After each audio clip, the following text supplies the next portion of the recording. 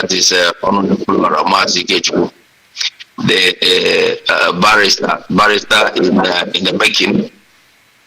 And you yourself, you have a very nice voice. Short your I don't train people with bad voice, Pastor Chris. I don't train people with bad voice. First of all, I will check your voice before I bring you on board. Please go ahead. I know that is your handwork, and you are good in that. So let me just take this to the point, my brother. We are saying a very sensitive kind of analysis. We are trying to analyze things, but I just want us to know that they said, if the foundation is faulty, what do you expect the youth to do? They will become criminals. They will, when you are speaking to them, their mind will be in shambles. And they will always try to survive because there is no legacy laid on their ground. You will take yourself, for instance. How far has your father supported you? Your own father, biological father, supported you. Had it been there was something you could lay hand on when you came out from school, you wouldn't have went for boy. Even that very boy at the end of it all, 9 years, they will settle you, and the age will be against you. And you look at it, your family, you don't have a good house. Even your siblings, no hope. And a lot of things are really happening. So when you see those youths misbehaving most of the times, I don't actually blame them, because Bible says, train up a youth, train up a child in a very good way, in a way that he will not forget that when he grows up, he will start from it. Why? That is a legacy. If there is no legacy on ground, don't expect anything good to come out of that very person, because your background determines your next level. Your today determines your tomorrow. If the leadership in the zoo, starting from the politicians, after NSA Kweme,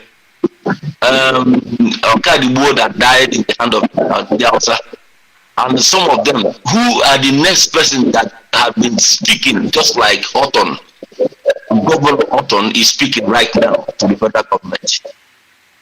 You will find out that the foundation in our land need to be sanitized. Not only talking, Bible says that prayer without work is as good as dead. Absolutely. You continue praying, giving sermon and giving lecture.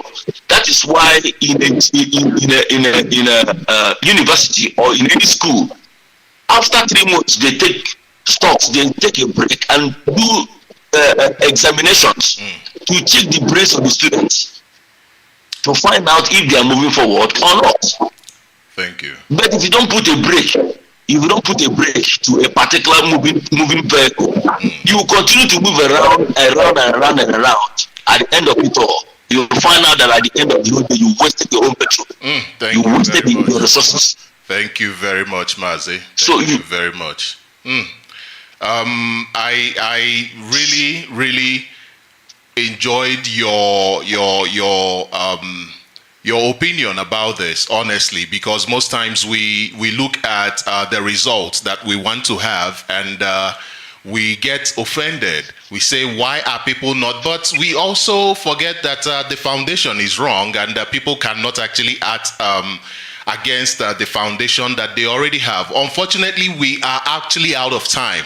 I would have loved this to continue, and you brought in a very, very different side to this, honestly, and it is something that we really have to talk about, and I hope that you will be able to afford us this opportunity again very soon. Thank you very much, Mazi. Thank you so much. Thank you. God bless you. God bless you. Thank you. God bless. We will leave it here for today. A lot of calls are coming in, but unfortunately, we are out of time. Quickly, Mazi Ikechukwu, is there something you'd like to tell our people before we go off? All right. Thank you, great Biafrans. All I'm here to say is that please, you need to give all your support to my brother and comrade Mazi Sochim Mbalali, who will be taking over. Of course, he has taken over the Hello Motherland Evening Edition. Please support him, for this is what we do. We impart knowledge, and of course we circulate it around so that this gospel, according to the restoration of Biafra, will go around the world. Thank you very much, Mazi, for having me, and of course from now on I will be coming up to give him support and courage as well. And please catch me, I will be coming up again in the morning edition of Radio Biafra SADC anytime from next week. Radio Biafra SADC will be back again live in the morning at 8 a.m. Biafra land time. Thank you very much, Mazi. Thank you very much, Mazi. From me, it's been wonderful being here. Thank you very much for listening, dear Biafrans, and our people from wherever you are listening to us from. We really appreciate this time, and thank you very much. We will leave it here. This is the place where we will draw the curtain. Please endeavor to join us next time as we talk more on issues that affect us directly. Thank you very much, and may Chukwu Okike Abiyama guide and be with us, especially our leaders who are ensuring that everything we do, everything goes well. Thank you very much. And to Onyendu Mazi Nnamdi Kanu, we pray that the hand of Elohim, as a Chukwu Okike Abiyama, will keep leading and guiding him until Biafra is fully restored. Thank you, listeners, and do have a wonderful night.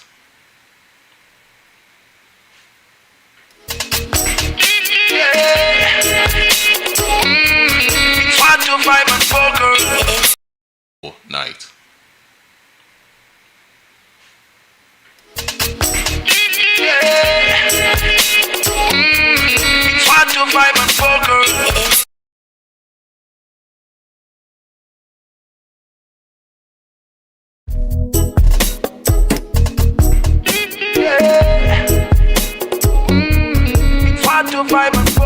It's M. Josh on the beat.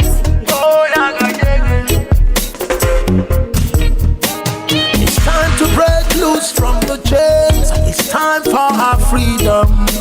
Africa. Cause we can never let them negotiate our freedom. No. Hundreds of years is gone. No Messiah came for the black man. Told us that Jesus died for the black man still they suffer.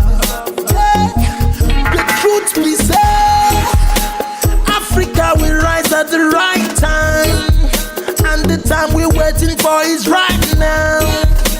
No one can hold the truth for a long time. Oh no. So stay awake. The sun is risen from the east, and the Messiah you're waiting is right here, and no one is gonna try to stop that. I can hear a great call for justice. Freedom, let the sun rise. Freedom for Biafra. Freedom, free Nnamdi Kanu. Oh, song of salvation.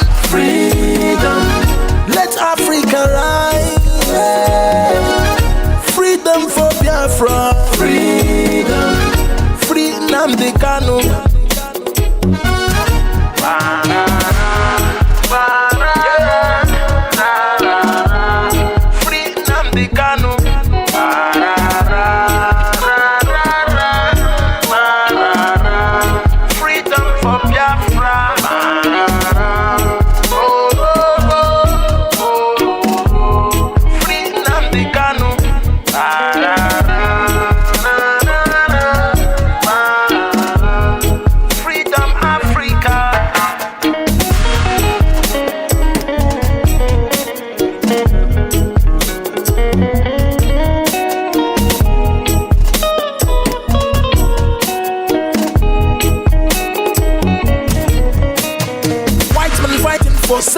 self-determination is celebrated. Black man seeking for self-determination is a separatist and a terrorist. Yeah. When they jail a black freedom fighter, they jail in African freedom. Don't I have rights to my self-determination? Is that a crime? Oh no. Don't I have rights to live? Don't I have rights to express myself? Don't I have rights to speak? Can't I complain if I'm marginalized?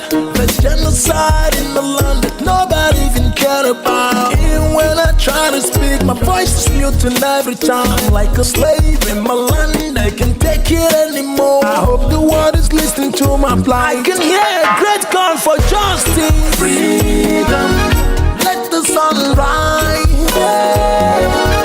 Freedom for Biafra. Freedom, free Nnamdi Kanu. Oh, the song of salvation. Freedom, let Africa rise. Freedom for Biafra. Freedom, free Nnamdi Kanu.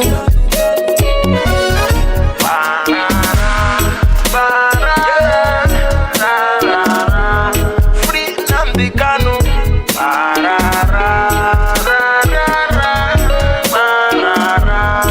Freedom for Biafra.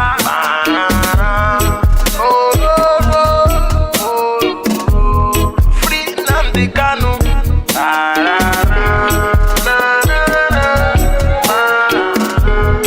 Freedom Africa.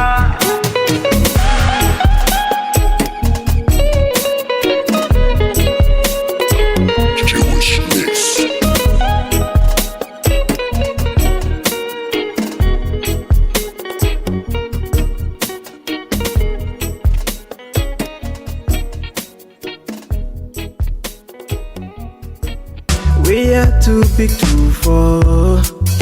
No, no, no, no. Nothing fit to stop us. My people demand freedom.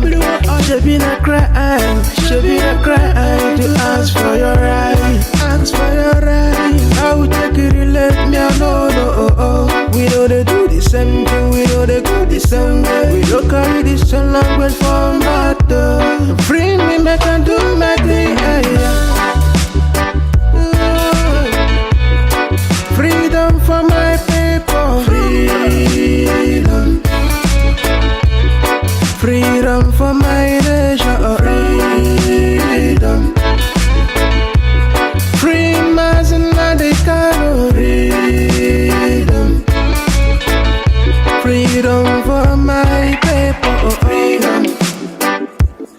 No, no, no, no. Ooh, oh.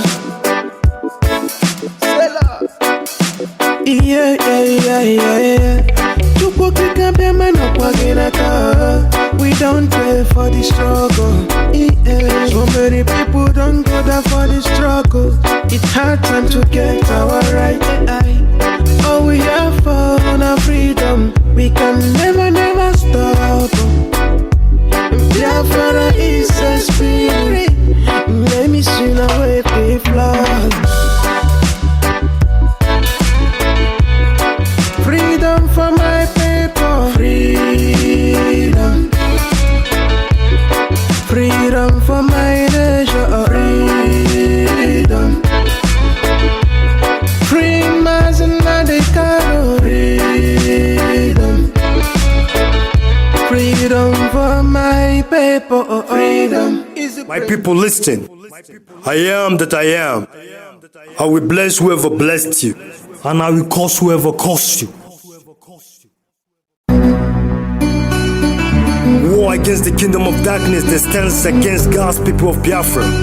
The more you try to stop us in this united movement, the more we unite with more great people, and more real brave people keep multiplying up. Revolutionary blast the Babylonians, for the Biafrans came from Israelite. Tell us how Addis Ababa came from. Destroy the invention. Make sure you destroy every being that stand as destruction obstruction. Damn the demon incarnate hiding under the umbrella of American and British world power. The blasphemous.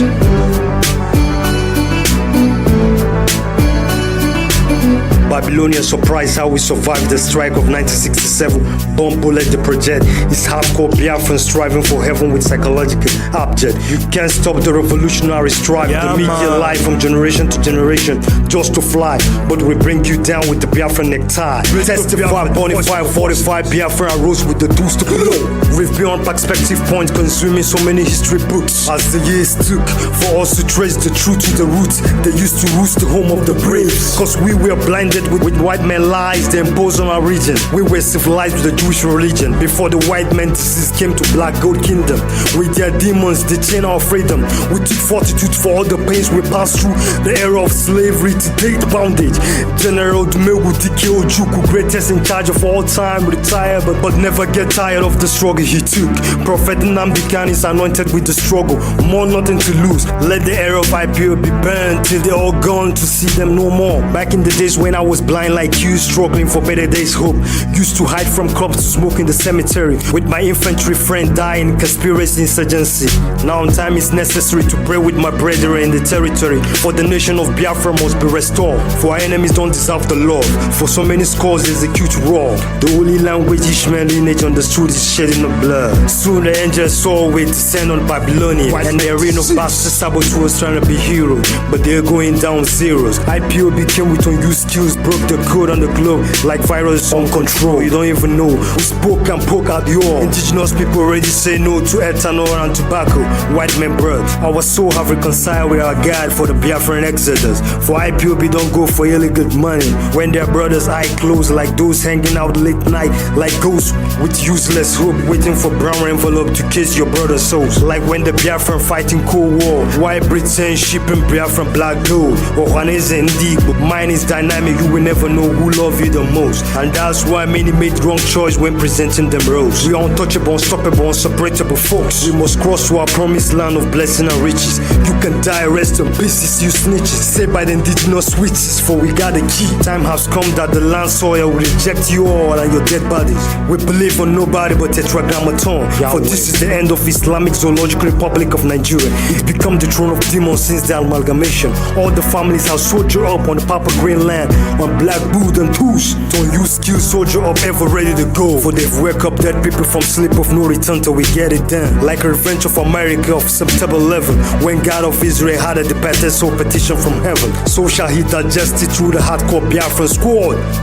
The way they treat us like a stranger in a fatherland. In a good day, calling on the global world.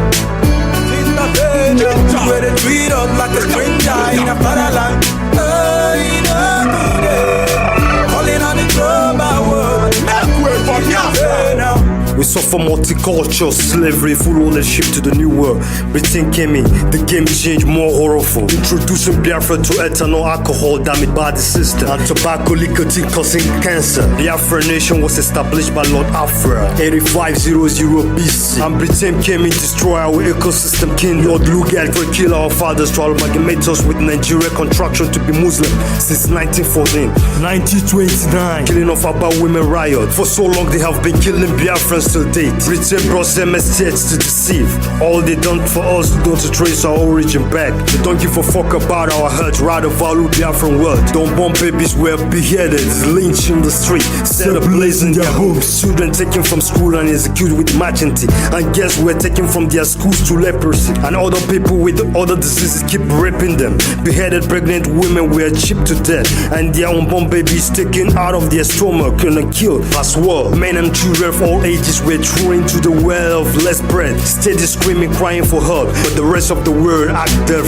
The Britain and Nigerian government fill up dead to afford food with heavy stones. Some were forced to eat feces and drink urine with no hope. They bombed civilians in the hospitals, markets, churches, and at their homes. Biafra homeland became a arena of skulls and bones. The ever worst war crime in the whole world after the Jewish Holocaust. Still the blood wasn't enough for the beast warmongers. British sent troops with warplane mortars, grenades, executing innocent blood of Ayakorom in brutal cancer. Currently 4 weeks Buhari integrated. He used helicopter and napalm bomb Akwa Ibom coast using AK-47 war gun shooting Calabar people in the night. All Nigerian armed forces execute IPOB in Aba in Oiwacha in Onitsha main bridge in Nkpo.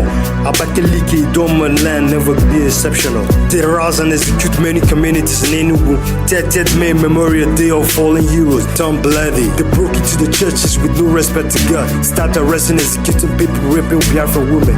Using Boko Haram trained by Saudi Arabia among their 84 terrorist group. And America did nothing at all. So many unforgiving sin till thy kingdom come. We will never forget this till thy kingdom come. For the properties the seized, giving us 20 pounds. After warfare, for the welfare of our world, they ripped in pieces. Sending us to open new market in the forest with 20 pounds. Now you call it Alaba International Market. An updated Britain who were past and present against Biafra succeeded. Now fought and gotten India succeed from European Union. American state who support freedom of speech only on the lips to black people. Biafran came looking for freedom. We realized American Britain kingdom are ruled by incarnates of demons. No surprise American give the logic to those behind the scopic who make the mechanic plot execution of scores of 967 unique people. I know many won't understand it, like magic from aquatic. Take and listen to one of my speech brethren, or make it so very stop corporate news lying to you and your children. Do you ever thought how Islam came into existence? Do you ever thought how Islam came into the place you are living? Do your memory ever reconnect you how your grandfather religion was raised? They execute many black scholars before imposing Islam into African region. Out of fear, many souls were submissive to Islam religion. So many souls Muslim rule. Got people real fool about the referendum system, Islam religion. It's ever lied told before that Islam is a peaceful religion. This is a paradox they use to cripple talking and to see Africa as a land of monkey to mockery. My papa told me Biafran story, so shall I tell my own bonkies about the worry. Watching Biafra documentary issue, reminiscing tears as the years took ever gone. It's over if you don't believe worship Tetra Grammaton. You don't deserve to sleep with Biafra Kakadonis. For the Biafran till we're gone.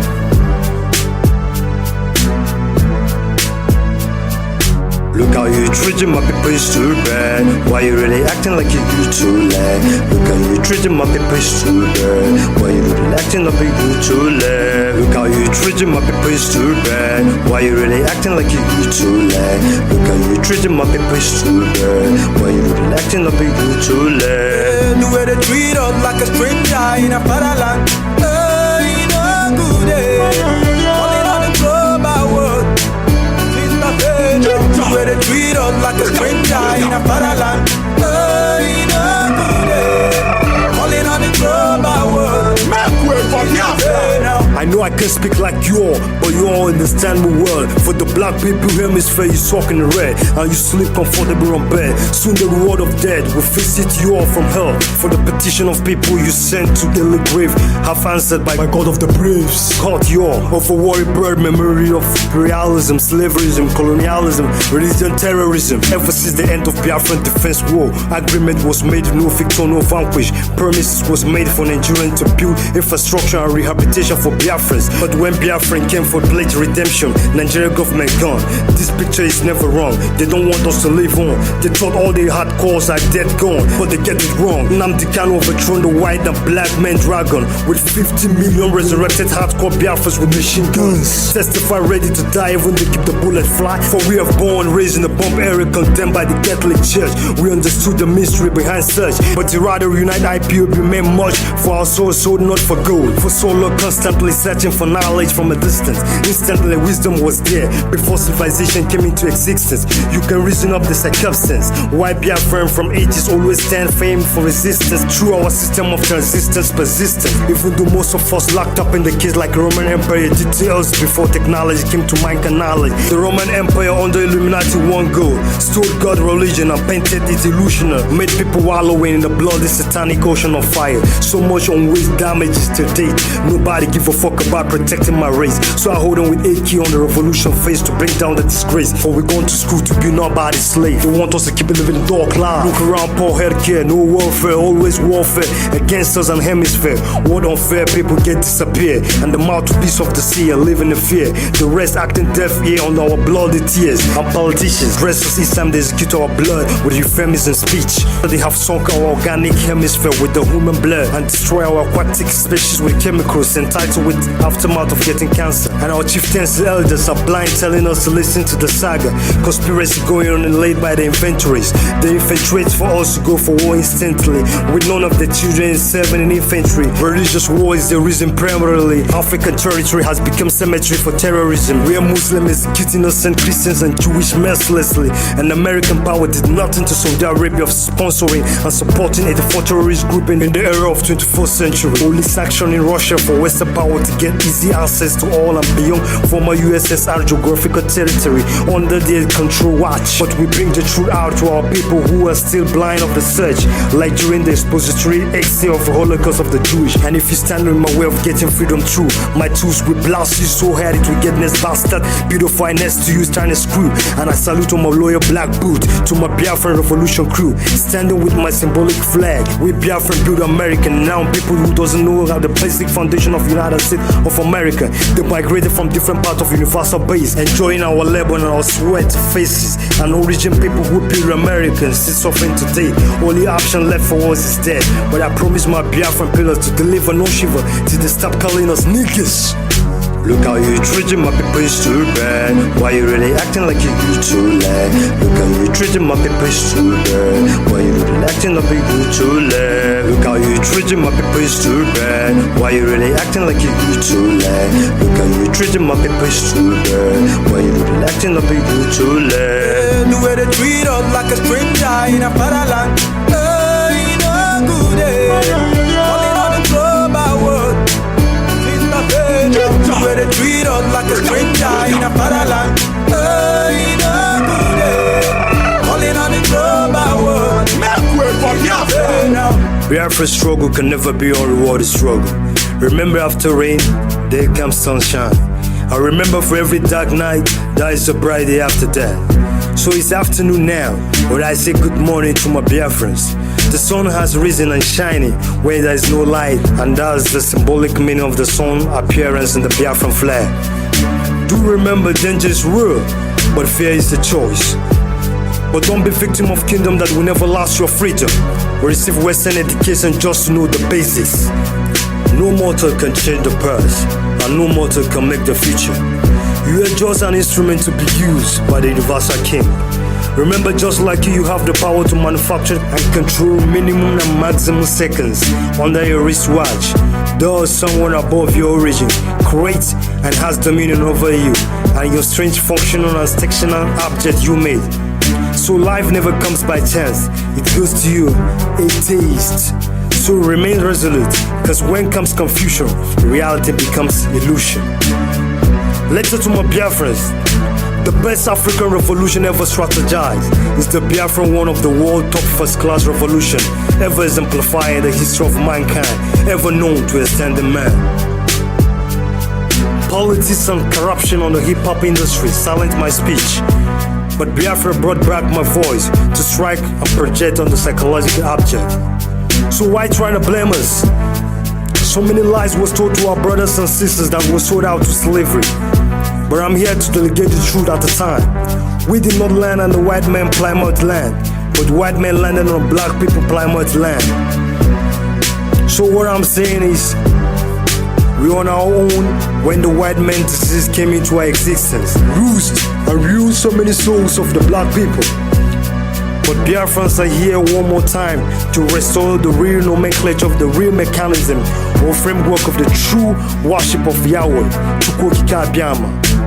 On this revolution project with no mind to accept evolution anymore. This is not voluntary, but it's mandatory only if you realize who you are and what you are as human being. I think no need to tell the rest of the world that we are blessed with the best.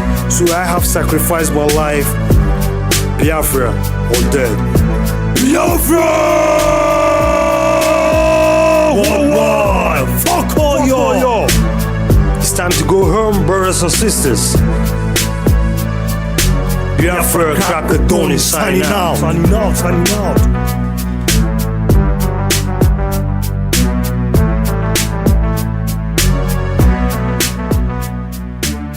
As I told you before, anything you hear on Radio Biafra is correct. I told you on this platform that they will come for you. You see, let me tell you one thing that people don't know because you don't know history. I forgive some of you because in your schools, in the zoo, they don't teach you anything. I want some people to actually go and sit down and study the history of Islam. Islam is the only religion that has never stopped growing. Islam is the only religion that has never stopped expanding through militancy and war. Others have stopped, only Islam. Christianity is based on convincing people, telling them about the message of hope and restoration of Yahweh Yeshua. Of course, immensely corrupted, that we know for sure.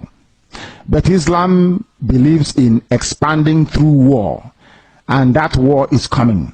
Now, I must be put on record, and which I can play it all the time for our people to also understand and listen very carefully. And I will say it tonight.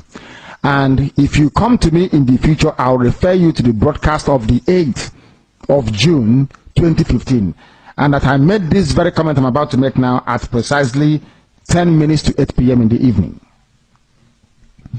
If ISIS comes down into the zoo, of course they are part of Boko Haram anyway, if they fought, not if they, because they have forged an alliance already, if they launch any attack with the name of ISIS on the zoo soil, if you come to us to give us weapons, I will decline it. I will allow them to kill all of you before we mount any counteroffensive. Let me tell you one thing that you don't understand. Some of you claim you went to school but you didn't go to school. Because if you went to school, you will understand how Islam works. Islam is coming for you. They must come for you. It's a M-U-S-T, must. There is nothing anybody can do about it. Only you can defend yourselves. This headline here is a confirmation if you need one. I think Abubakar said it yesterday. Today is being confirmed that ISIS is coming. Not just Boko Haram, but the real bad people that are coming. They need access to the oil, and they will get it to secure their financial base for their continued expansion within the whole of sub-Saharan Africa. The zoo is seen as pivotal, and Biafra land is where the resources that they're looking for is lying in. They don't trust Buhari anymore. Buhari was their godfather, they no longer trust him. I mean Boko Haram in this instance. Buhari, they thought, would give them Sharia immediately. Buhari saying, I don't belong to anybody. From that day, they intensified their bombing. Some of you cannot reason, you cannot see very well because you're blind. But at least you're lucky. You are listening to Radio Biafra. Very, very lucky indeed. I'm telling you the truth. Or else, I can't in your blindness. It is that darkness we've come to shed light on, that you can see properly. If they enter the zoo, I will not command this army. And I need guns and I have the men. I need guns and I need bullets. That's all we need. And then we win. I have been sounding this warning. I've been telling you, you think we are joking. They are coming. Your mothers will be raped. Your sisters will be married off as slaves. I'm telling you that now. Right as I speak, write it down. Biafra land will be decimated unless we equip this army to defend us. If we don't equip our army to defend us, in other words, if we don't march this year, it will be very, very difficult for us to recover. Forget all this nonsense. All these so-called pro-Biafra groups you're saying, HAUSA brought them out to confuse you. HAUSA brought them out. That is why they cannot say what we are saying or do what we're capable of doing. These are HAUSA groups and you are not listening. You are not listening because the devil has gone into all these idols that you worship. The devil has gone inside you to harden your heart, to blind your eyes that you can no longer see. That day I will tell you to remember the broadcast of the 8th of June 2015. I will tell you to go back to it. I need guns and I need weapons. If I don't have guns and bullets, the army of Biafra cannot defend your towns and villages. The sooner you get that into your thick skull, the better for everybody. You are black people, you don't reason, I know that for sure. But the sooner you take this very message seriously, the better for everybody. Or else you're finished. ISIS is coming. They will enter the zoo and Chad very, very shortly. Not as Boko Haram, they are coming in as their franchise and as their name dictates. ISIS is coming. If you like, you make haste while the sun is shining, or if you like, you can continue to be dumb and stupid. That is entirely up to you. I won't be there, but you'll be dead anyway. And Radio Biafra will not report it, and nobody will. If you like, you give us guns. If you like, you don't. We are trying to save you, not you saving us. We continue.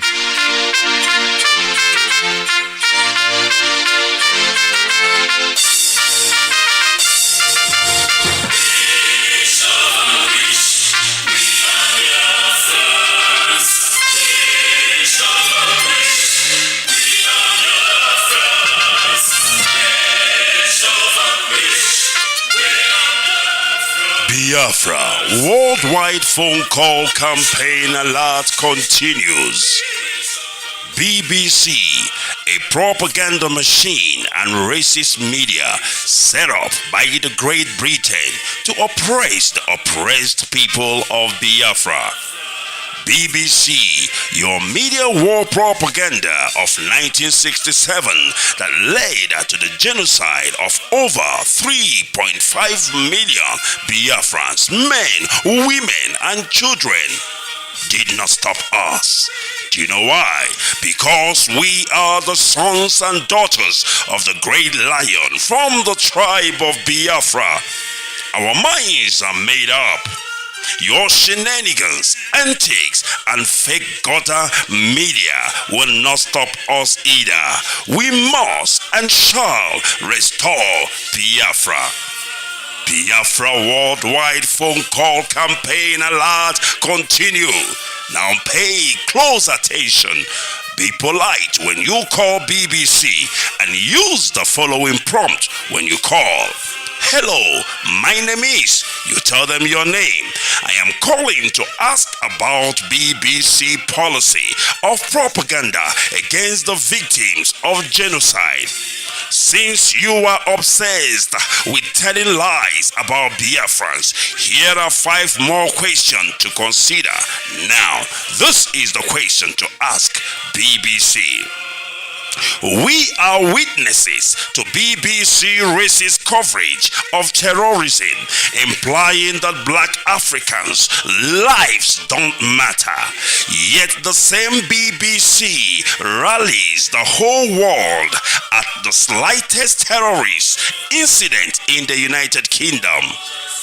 Here is the second question. But when it comes to Nigeria, BBC not only hides terrorist killings, but they slander the victims and survivors of terrorism and genocide. The third one. When will the grand patrons of lies and hypocrisy, the BBC Fake News Network, make a documentary about the daily slaughtering of Nigerians by Fulani terrorists and the government of Nigeria, whom you protect so that London may plunder Biafran's resources? The fourth question. Is the oil and gas of Biafra the reason that BBC is obsessed and terrified by the agitation for freedom by the victims of 400 years of British colonial thievery and crimes against humanity? And the fifth one, we call on the good people of the world to ask BBC and UK government why it aids and abates the genocide in Nigeria by spreading lies, propaganda, and disinformation against Biafran freedom fighters. BBC, we know that you are United Kingdom government agents of imperialism with no modicum of shame. take down your wicked fake documentary against the victims of genocide and stop your sadistic meddling in the lives of black Africans. Now pay close attention. This is the time to call BBC. You can call them 9 a.m. to 5 p.m. Biafran time. Date 4th of July to 30th of September 2022. Now grab your pen and paper and pay close attention.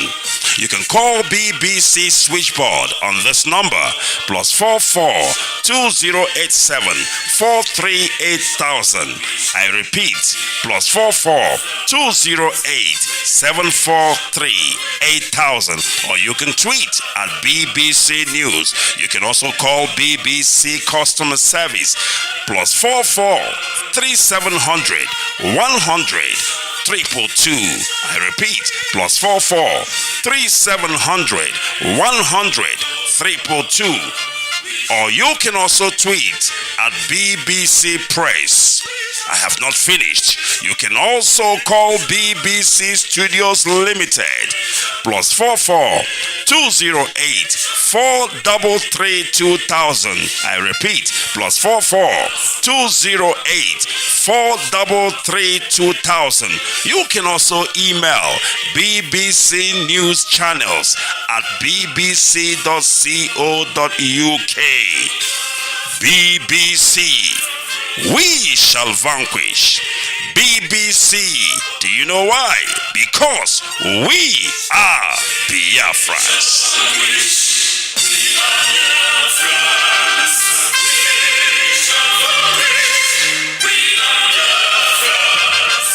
The United Nations has asked Nigerian government to immediately release Nnamdi Kanu unconditionally and pay him adequate compensations for the arbitrary violation of his fundamental human rights. So it's also recommended that government officials responsible for the torture meted out on the IPOB leader be investigated and punished. How do you see the federal government responding to this? It's difficult to predict how exactly they are going to respond. But of course, the government will try its best to defend itself, but it has to defend itself within the ambit of United Nations conventions.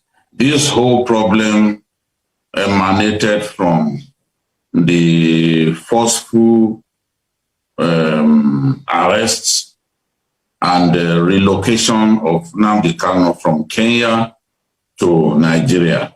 There are internationally guaranteed rights that the UN working group that indicted the UN working group on the detention, arbitrary detention, has indicted Nigeria and Kenya of ideally, if you want to put someone on trial, a fugitive who ran away from your country, if you want to put him on trial and he's in another country, he has to go through an extradition trial. In this case, there was no extradition trial in place.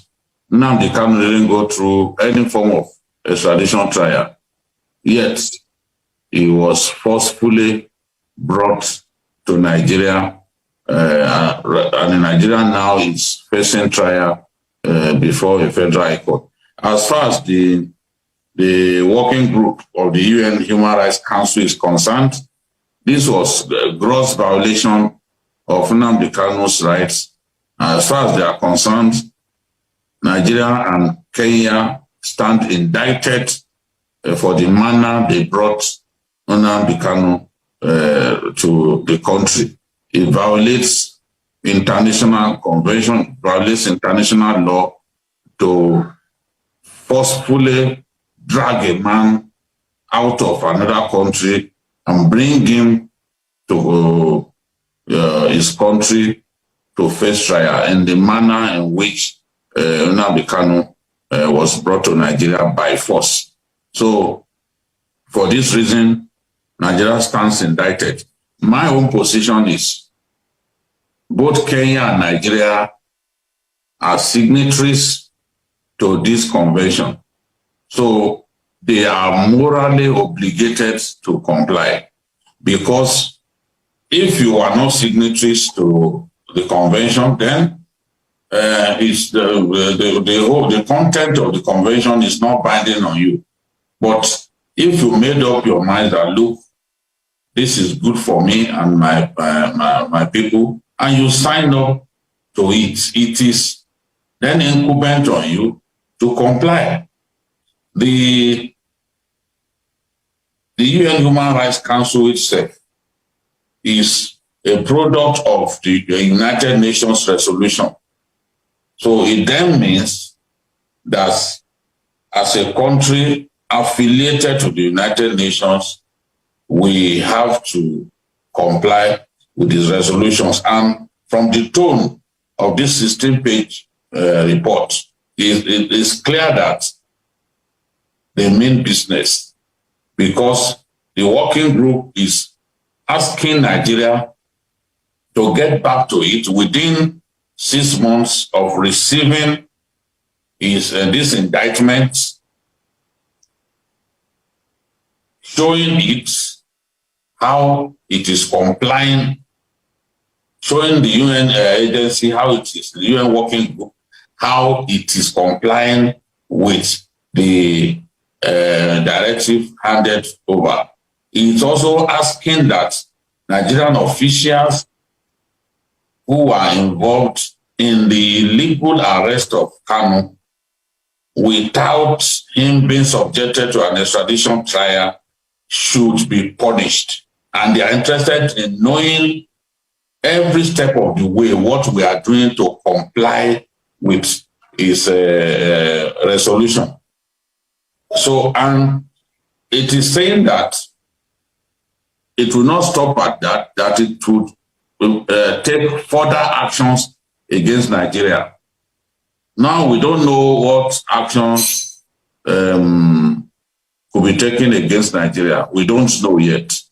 There are all kinds of options open to them, but as I said earlier, if you are a signatory to a UN convention, a UN charter, then you are obligated, at least morally and sensibly, to comply with the content of that that UN convention or UN charter. This is where this has left us. As for when the working group on arbitrary detention, so under the UN Human Rights Council, sent a query to Nigerian authorities and the Kenyan authorities. The Kenyans refused to answer, but the Nigerian officials answered. But the UN working group on arbitrary detention was not convinced by the explanations offered by the Nigerian authorities, especially on whether Kanu has committed treason and so deserved the treatment that he got. They were not convinced at all, and it's not difficult to understand why they were not convinced. As far as they are concerned, based on international law, based on international convention, once you want somebody extradited to face trial in your country, you got to let that person go through an extradition trial. The courts of the land would then determine whether to release him or not. How would Nigerians feel if the Americans just stormed Abuja and grabbed Abba Kyari, the highly decorated police officer who was accused of working hand in hand with some of the most notorious advanced fee fraudsters in the world. One of those advanced fee fraudsters is a man from Nigeria who was said to have met Abakari in Dubai. The Americans have their indictment in place, but they have not stormed our country to say they are going to forcibly abduct Abakari and take him to the US to face trial. I know the Americans have done that in the past. And when they did that, they were roundly condemned. I can't, as a person, condemn America for abducting Manuel Noriega, the former president of Panama, and some of the other world leaders that they had taken prisoner, and then say that my country did the right thing in the way it handled the Kanu matter. Whatever is right, whatever is wrong is wrong. If the UN convention is that a person should undergo extradition trial when the request is made for that person, then that should be the law. That should be the way people are taken out of another country to face trial in the country where they are deemed to have infringed on the laws of the land. So we didn't do that in the case of Kanu. We took him by force. We subjected him to inhumane conditions and brought him to Nigeria, where he is now facing trial. What we did was against international laws. No matter what anyone feels, it was against international law, and that is why this indictment has come. And Nigeria must not take steps that will cause it to be treated as a pariah nation, that will cause some of our partners that we cherish to begin to see us as a lawless nation, as a nation that does not respect the UN charters and the UN conventions.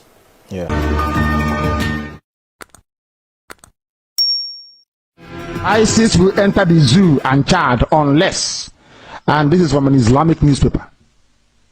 As I told you before, anything you hear on Radio Biafra is correct. I told you on this platform that they will come for you.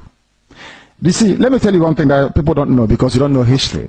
I forgive some of you because in your schools in the zoo they don't teach you anything. I want some people to actually go and sit down and study the history of Islam. Islam is the only religion that has never stopped growing. Islam is the only religion that has never stopped expanding through militancy and war. Others have stopped, only Islam. Christianity is based on convincing people, telling them about the message of hope and restoration of Yahweh Yeshua. Of course, immensely corrupted, that we know for sure. But Islam believes in expanding through war, and that war is coming. Now, I must be put on record, and which I play it all the time for our people to also understand and listen very carefully. And I will say it tonight. And if you come to me in the future, I'll refer you to the broadcast of the 8th of June 2015. And that I made this very comment I'm about to make now at precisely 10 minutes to 8 p.m. in the evening.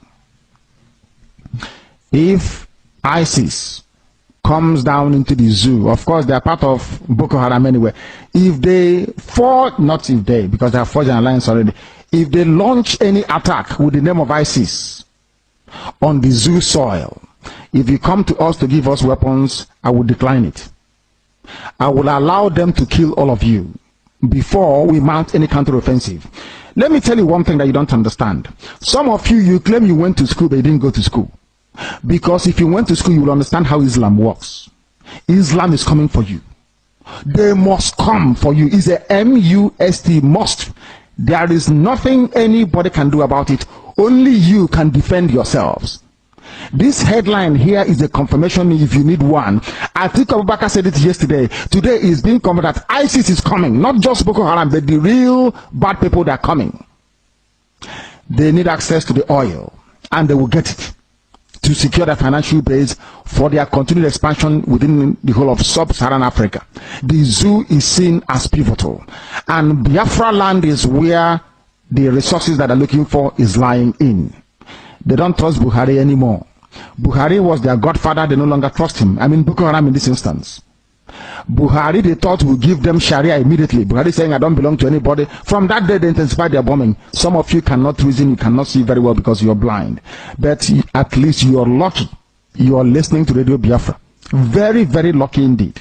I'm telling you the truth. Or else, I can in your blindness. It is that darkness we've come to shed light on, that you can see properly. If they enter the zoo, I will not command this army. And I need guns and I have the men. I need guns and I need bullets. That's all we need. And then we win. I have been sounding this warning. I've been telling you, you think we are joking. They are coming. Your mothers will be raped. Your sisters will be married off as slaves. I'm telling you that now. Right as I speak, write it down. Biafra land will be decimated. Unless we equip this army to defend us. If we don't equip our army to defend us, in other words, if we don't march this year, it will be very difficult for us to recover. Forget all this nonsense. All these so-called pro-Biafra groups you're saying, HAUSA brought them out to confuse you. HAUSA brought them out. That is why they cannot say what we are saying or do what we're capable of doing. These are HAUSA groups and you are not listening. You are not listening. Because the devil has gone into all these idols that you worship. The devil has gone inside you to harden your heart, to blind your eyes that you can no longer see. That day I will tell you to remember the broadcast of the 8th of June 2015. I will tell you to go back to it. I need guns and I need weapons. If I don't have guns and bullets, the army of Biafra cannot defend your towns and villages. The sooner you get that into your thick skull, the better for everybody. You are black people, you don't reason, I know that for sure. But the sooner you take this very message seriously, the better for everybody. Or else you're finished. ISIS is coming. They will enter the zoo and Chad very, very shortly. Not as Boko Haram, they are coming in as their franchise and as their name dictates. ISIS is coming. If you like, you make haste while the sun is shining, or if you like, you can continue to be dumb and stupid. That is entirely up to you. I won't be there, but you'll be dead anyway. And Radio Biafra will not report it, and nobody will. If you like, you give us guns. If you like, you don't. We are trying to save you, not you saving us. We continue.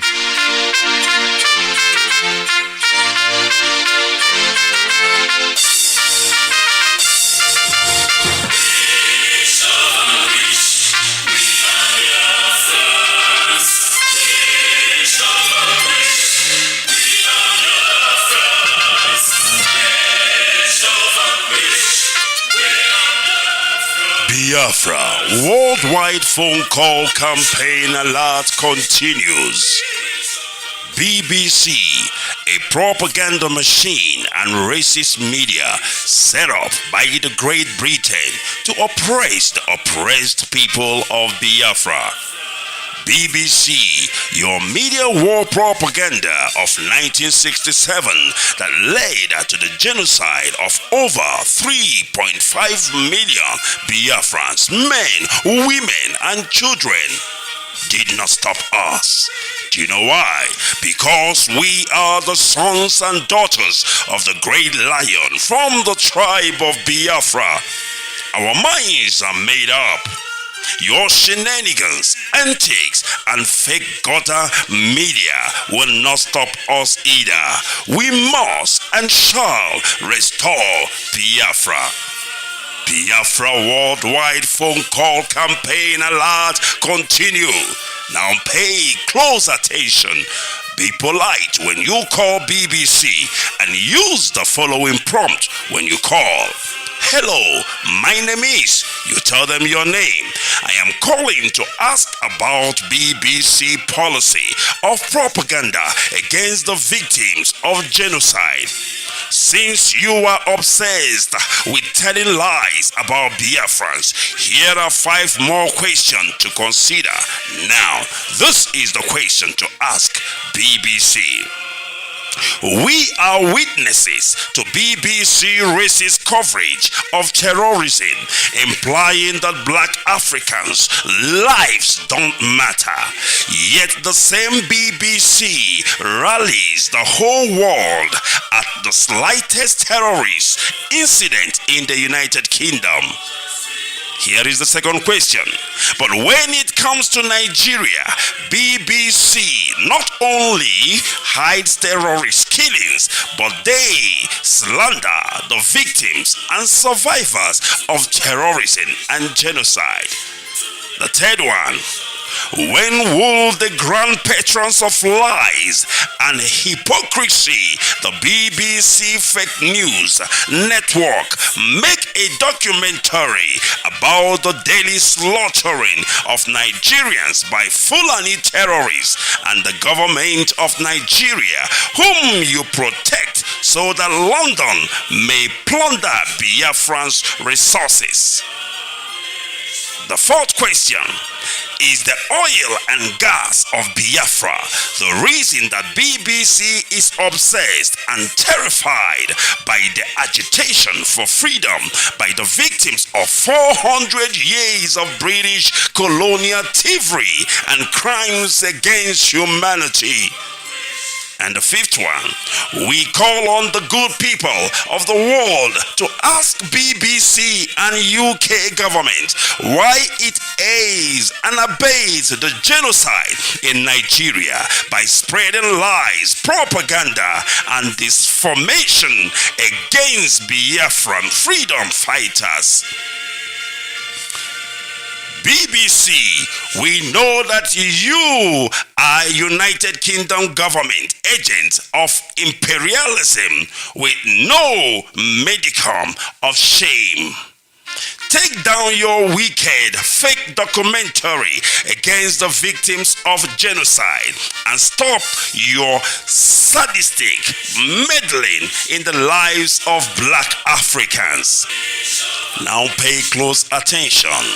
This is the time to call BBC. You can call them 9 a.m. to 5 p.m. Biafran time. Date 4th of July to 30th of September 2022. Now grab your pen and paper and pay close attention. You can call BBC switchboard on this number +44 2087 438,000. I repeat, +44 208 743 8000, or you can tweet at BBC News. You can also call BBC Customer Service +44 3700 100 222.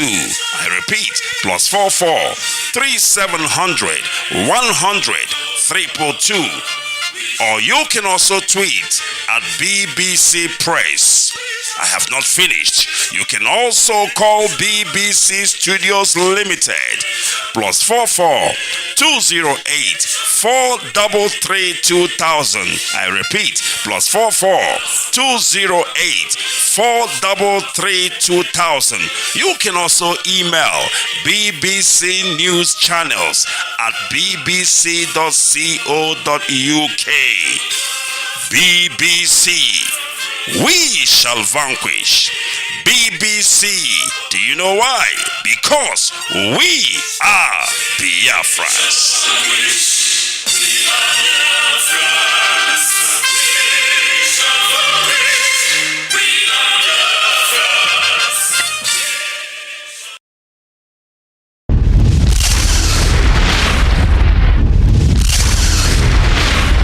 Get it online on your mobile. This is IPOB Community Radio, Radio Biafra, the first and the last.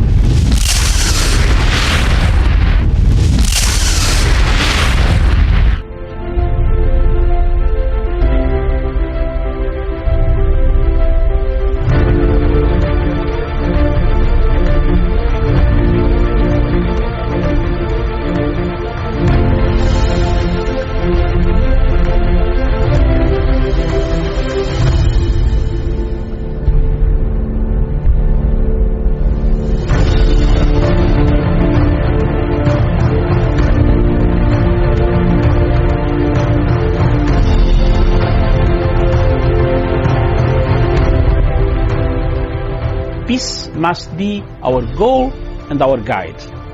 And all that we strive for as a human family, dignity and hope, progress and prosperity, depends on peace. But peace depends on us.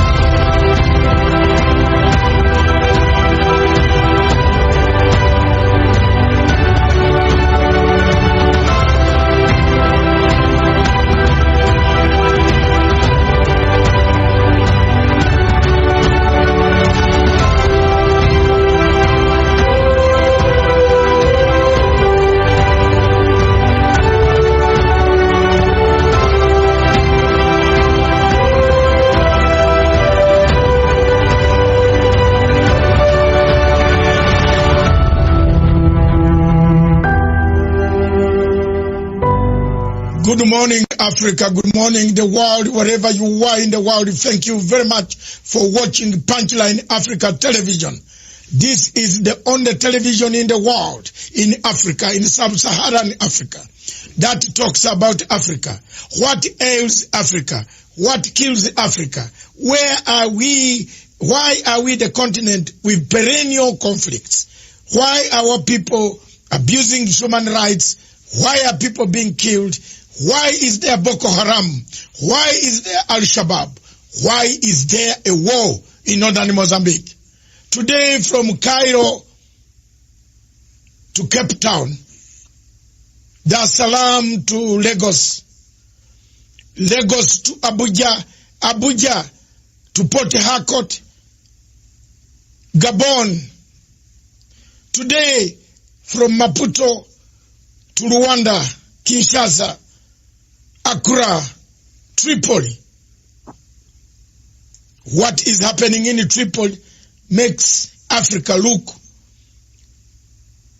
a very bad continent. My show this morning is a simple show. I'm going to see what we can do for Africa. I have stood firm for the last 5 years. I've stood firm on this television station, stood by the people of Biafra. I am not going to be intimidated, but I will ask the questions that are supposed to be asked. General Buhari has not answered my questions for the last 5 good years. I have sent messages for them to answer why people in that great nation of Africa, with a population of 220 million people, why are people dying? Why are human rights abuses taking place?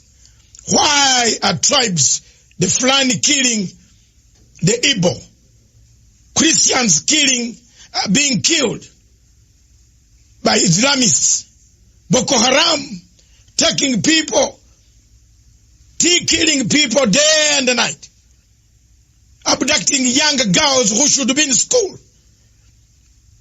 I want General Buhari. I am also a general. I left the army with a rank lower than yours, but in the rank of a brigadier general by rebel activities that I've conducted worldwide to struggle, the struggle for my country. We shook hands and we left. But I want to ask a question. Why have you left Nigeria to collapse, an economic big hub for the people of Africa?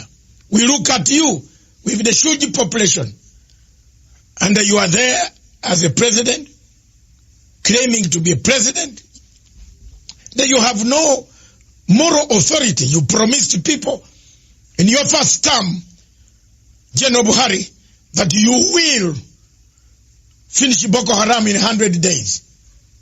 Are you part of Boko Haram? These are the questions that I want to put across. Our television station wants people to understand why Nigeria is collapsing, why Nigeria is disintegrating. Is there a state called Nigeria anymore? Because I don't see it. It has fallen to bandits, hostage takers, kidnappers, Boko Haram, people coming, corruption, people coming in the southeast killing people. The people of Onitsha. I have a friend in Onitsha who always documents everything. And by the way, Buhari, I'm also an international lawyer. I'm waiting for Fatou Bensouda to leave the scene. If they have spared you there, I'm going to take you there. I have a right as a citizen, as a member of the United Nations, as a member of International Criminal Court. My country has signed a signatory to ICC. I will deliver you there. It doesn't need a Nigerian to deliver you in the ICC. So take note on this show and understand we are not joking. You might joke with Nigerians whom you cut their limbs off every day. But some of us are going to take serious international channels to make sure that you land in whether you wait as a president today or a former president.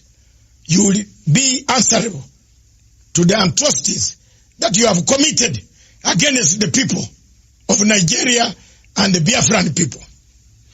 Thank you very much. My guest today in the studio, whom I'm interviewing, this is the general headquarters of Punchline Africa Television. We want to take the opportunity to thank the government of Republic of Kenya, the East African community, the African continent, for listening to our plea, giving us the freedom to discuss issues that destroy Africa. We have no regrets for stating statements truthfully what is going on in Africa. The truth is that there is no Nigeria anymore.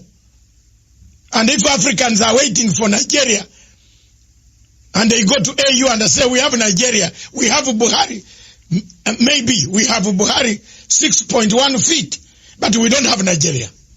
I have no good words. His Excellency, President Buhari, has to pull up his socks.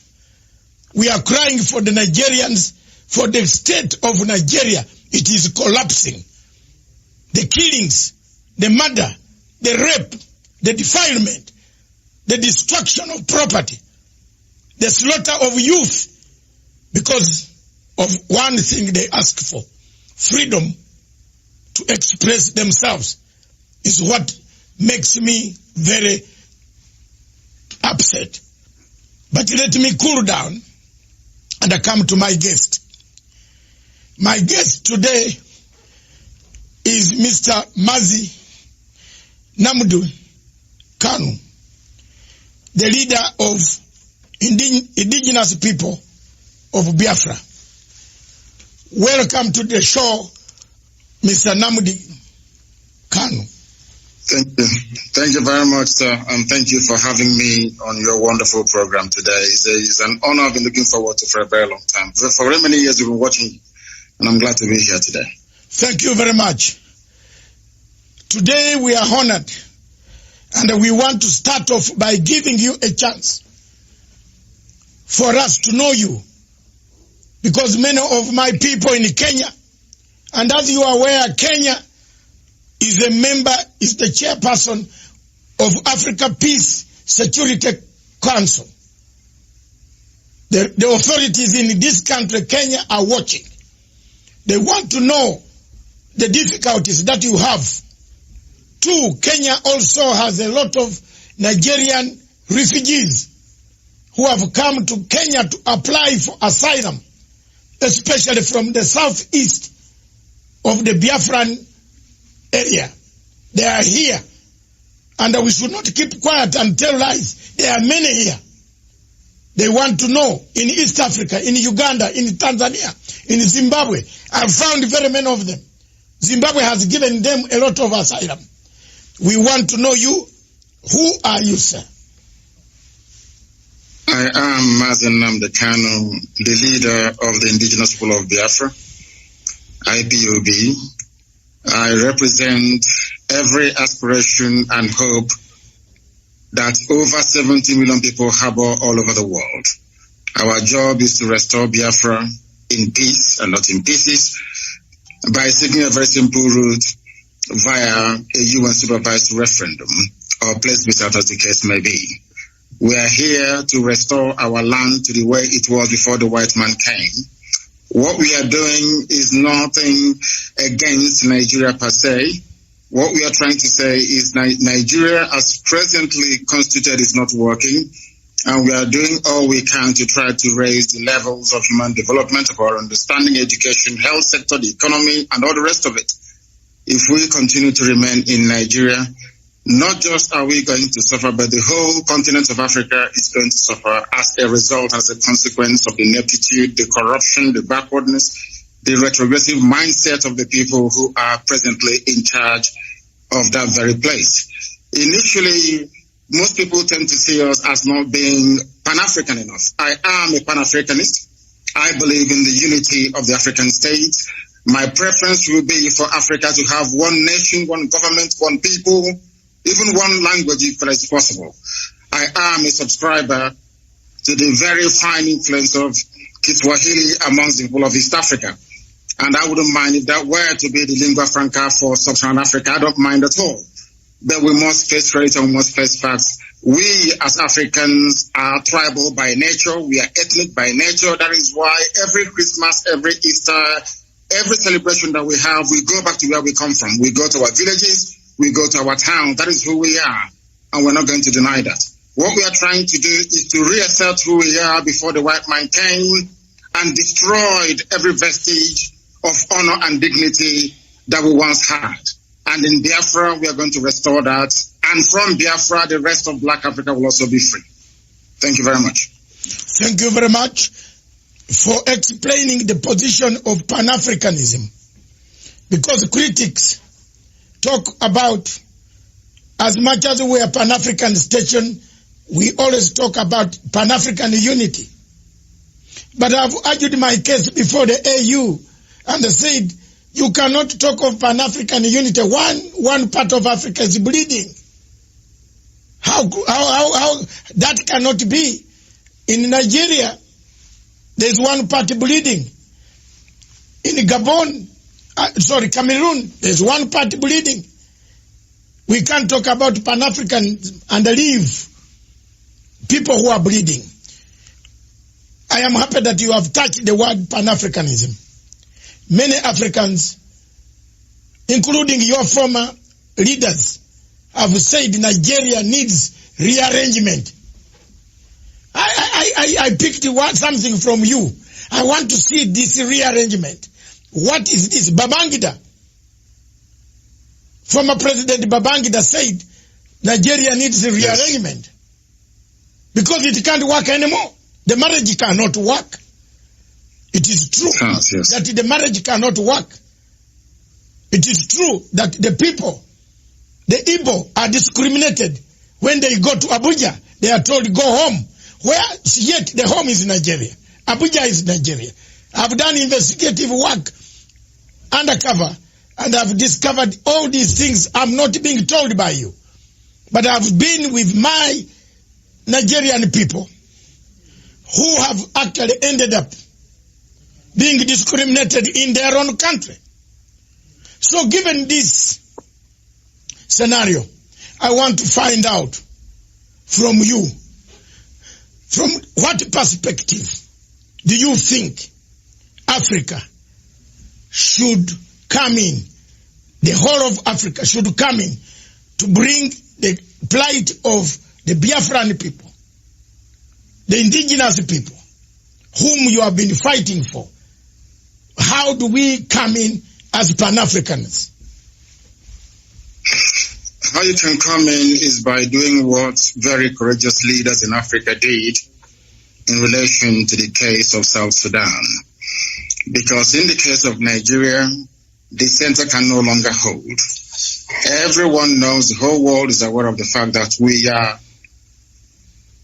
ideologically, psychologically, culturally, religiously, and socially diverse. There is no meeting point. It's a very good thing that you talked about East Africa, for instance. In East Africa, there is some semblance of cohesion because Kiswahili is the lingua franca. Perhaps somebody from Uganda may understand somebody, or should I say some people from Tanzania. Some Tanzanians may be able to understand somebody, let's say, from Rwanda, because they speak the same language, they have the same understanding. So that is the basis for building something called a national cohesion. In the case of Nigeria, that is conspicuously absent. It doesn't exist. Now, the fact of the matter is this. Africa, the way it is presently set up and constituted, are merely colonial constructs, where you have people coexisting happily together. Perhaps they are very fortunate. In the case of West Africa and Nigeria in particular, I have nothing, and I repeat, nothing in common with your average Fulani person. I have more things in common with even a white British person than I do with a Fulani person. I mean, we have nothing in common. Their value system is markedly different from ours. We cannot see eye to eye. I give a very simple example. The recent case of the banning of the movement of cattle on foot in the southern part of Nigeria, for instance. In the north, that is a normal thing for them to have. But in the south, it is absolutely strange having people walking around your neighborhood with AK-47. At the slightest provocation, they kill people. That type of culture is alien to those of us from the south. And that's what we are trying to say. And it's a very good thing that we are not alone in seeking for a distinct, or should I say, separate identity. Our Oduduwa, our Yoruba brothers are also asking for the same thing, because they too have come to the realization that this Nigeria is unworkable. The Middle Belt is doing the same thing. It is not born out of hatred for anybody. That is the mistake that people keep making all the time. Most analysts and, should I say, news journalists tend to think that somehow we hate Nigeria. Of course, that is not the case. What we deplore, what we detest and cannot live with is the level of hypocrisy, the level of ethnic jingoism going on, being, of course, perpetrated by the Fulani people. And this is what I want all Pan-Africans to be able to see. That Biafra will be there piloting and moving the affairs of all of Africa forward. Because we have said it repeatedly, without Biafra standing on its own, the rest of Africa will continue to suffer and to flounder. And for us to be able to get to where we are supposed to be to, there has to be a very comprehensive and holistic rearrangement of the present state of Nigeria. You are well aware. I ask you to go and read at the comments and statements coming from Katrina Lang, the British High Commissioner to Nigeria, for the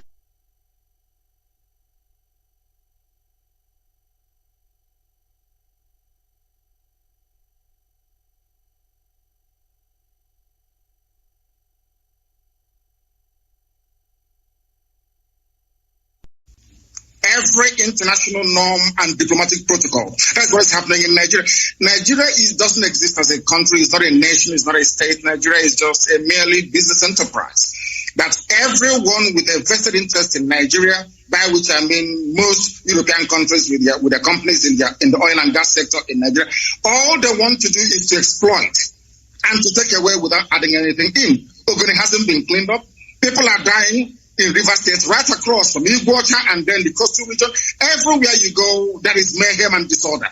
In Lagos this morning, the same thing. Everywhere you go to, Nigeria is crumbling because there is a palpable agenda of the Fulani Janja with Caliphate to take over the lands belonging to indigenous populations. And we have said no to that. We're not going to allow it, and we're not going to have it. Okay. Thank you very much. You brought me to a very serious question. A question that has been nagging both the locals, Africans on the continent, and the question of external darker forces. You have just mentioned people who are running the show, the oil companies. For example, they are watching. They have never raised anything on BBC, CNN, or international agencies. We don't hear, apart from we struggling as Africans ourselves, these agencies are not helping to say there are human rights abuses in Nigeria. For example, Nigeria, the American embassy closed its consulate in Abuja because of the huge numbers of people applying for asylum to go to the United States. But American embassy did not go far, and the American government did not go far to condemn and put sanctions on Buhari for failing to contain the malaise that has killed Nigeria. 2, if you look at the Total Oil, Shell BP, they have taken part in extraction of minerals, oil, and so on and so forth. They are doing it when they are seeing human rights abuses in southeast of Nigeria. What do you say about that? It is because we allowed them to. Total is an oil company, is a private concern. Of course, it's a huge corporation, we know that. The same goes for Shell, for BP, for Halliburton, for ExxonMobil, and all the rest of them. They operate the way they like in Africa because we've allowed them to. I was in Texas a few months ago. Most of these oil companies are there. But the type of environmental degradation and damage that we're witnessing in Biafra land do not obtain in Texas because there they have laws governing their operation, how they exploit, how they, extract and distribute this very vital natural resource. But because Nigeria, I think it's a cliche that Nigeria is corrupt. What people don't understand is the depth of the damaging effect of corruption that you have. And I'll give a very simple example. We cannot expect white people to have regard for us when we do not have regard for ourselves. That can never ever happen. Do you know that in Nigeria they import fuel? Are you aware that Nigeria imports petrol? Yes, I've seen the queue. I've seen the queue at the petrol station, yes. Do you know that Nigeria imports kerosene? Oh. They have 5 viable state-of-the-art refineries. Not one of them is functioning, not one single one. When white people are operating in such an environment, seeing how foolish and how stupid the entire country is in terms of their priorities, how do you then expect them to have respect for you or have regard for you? They can go into our land, they can pollute it. Katrina Lang, the British High Commissioner to Nigeria, can be running the show, or if you like, because there seems to be a recognition that these people do not reason like human beings. That is the fact. That is the fact. Tell me what an ambassador will be doing, crisscrossing the entire nation, telling them how to run their security architecture, telling them who to kill and who to spare. Our lawyer had the mom killed 2 days ago. Barrister Okorafor, the mother was assassinated only 2 days ago. All because he was exposing what the army is doing to innocent people. That tells you all you need to know about Nigeria. Nigeria is an albatross around the neck of Africa. Nigeria is the only country in Africa actually dragging Black Africa backwards because of their ineptitude, because of their criminal mindset, and because of the drive of the Fulani to dip the Quran in the Atlantic Ocean. That is the problem. There is nothing wrong with Islam, don't get me wrong. There are some very wrong interpretations of the religion of Muhammad that the Fulanis are using as a driving factor in their push to take over the land belonging to indigenous people all across Nigeria. They've done the same thing to a relative extent in the Middle Belt. They took a chunk of Yoruba land in Ilorin, where they have an emirate today. The same thing they're trying to do in our land, and we said no to it. And the whole world is there. The US mission is in Nigeria. The UK is in Nigeria. EU is in Nigeria. The UN is in Nigeria. And there is wholesale murder and slaughter of people going on in Biafra as I speak to you right now. this very minute. The same people, they claim they know where Boko Haram is from where they launched the attack. The same country is openly supporting ISIS in West Africa. Go to the newspaper pages yesterday, you will see it there. Nigeria government actually supporting ISIS to take over the terror franchise from Boko Haram. They are not hiding it anymore. There's a terrorist who is there as a minister. Now tell me which country in the world will allow a terror sympathizer to be a minister of state only in Nigeria. How can such a country be allowed to exist? Because of what some corrupt people are gaining in America. Because of what some corrupt individuals are gaining from Europe. Because of the corrupt tendencies of Catherine Lang, who is the UK High Commissioner to Nigeria. That is what is happening to us. And because we have no reason up to challenge this very orthodoxy of repression and oppression, that is why that woman keeps gallivanting all over the place, deciding who should live and who should be killed. It is not the fault of Total, not the fault of Shell, not the fault of Mobil. We allowed them, we created the environment to allow them to be so corrupt that now they're controlling our lives. And that is what Biafra will be to an end. I did not say that Biafra will stop the business of Total. I never said I will not do business with Shell. No, not at all. But it has to be business between two human beings, not a set of human beings and one set of animals. Thank you very much for that question. Let me come back to the question of referendum. You parted ways, and most of us have parted ways with Buhari about the referendum. The people of Biafra have said, and the entire Nigeria, not only Biafra, most people that I meet or whom I've met, including Obasanjo, several times I've confronted Obasanjo. By the way, me and Obasanjo, we can't sit on the table for 2 minutes without exchanging tables because I can't manage. I have asked, and Obasanjo asked, why don't you give a referendum? The marriage is broken. The marriage is gone. The marriage is not worth it. Do you think the referendum issue now can help to stabilize Nigeria? And if so, when and how can African Union, the Commonwealth, the European Union, and the UN can help to make sure that this referendum is put in place? The only way to go is a referendum, because I am a Democrat at heart. I believe that the democratic will of the people must be expressed at all times, and that is the basic governing principle of any viable society. I am an advocate of referendum, and the sooner they conduct it, the better. It's been muted in the past through their so-called rejigging of their constitution, through their so-called sovereign national conference, which has been coming on and off from time to time. Any new arrangement that seeks to keep Nigeria together as one must be subject to the will of the people.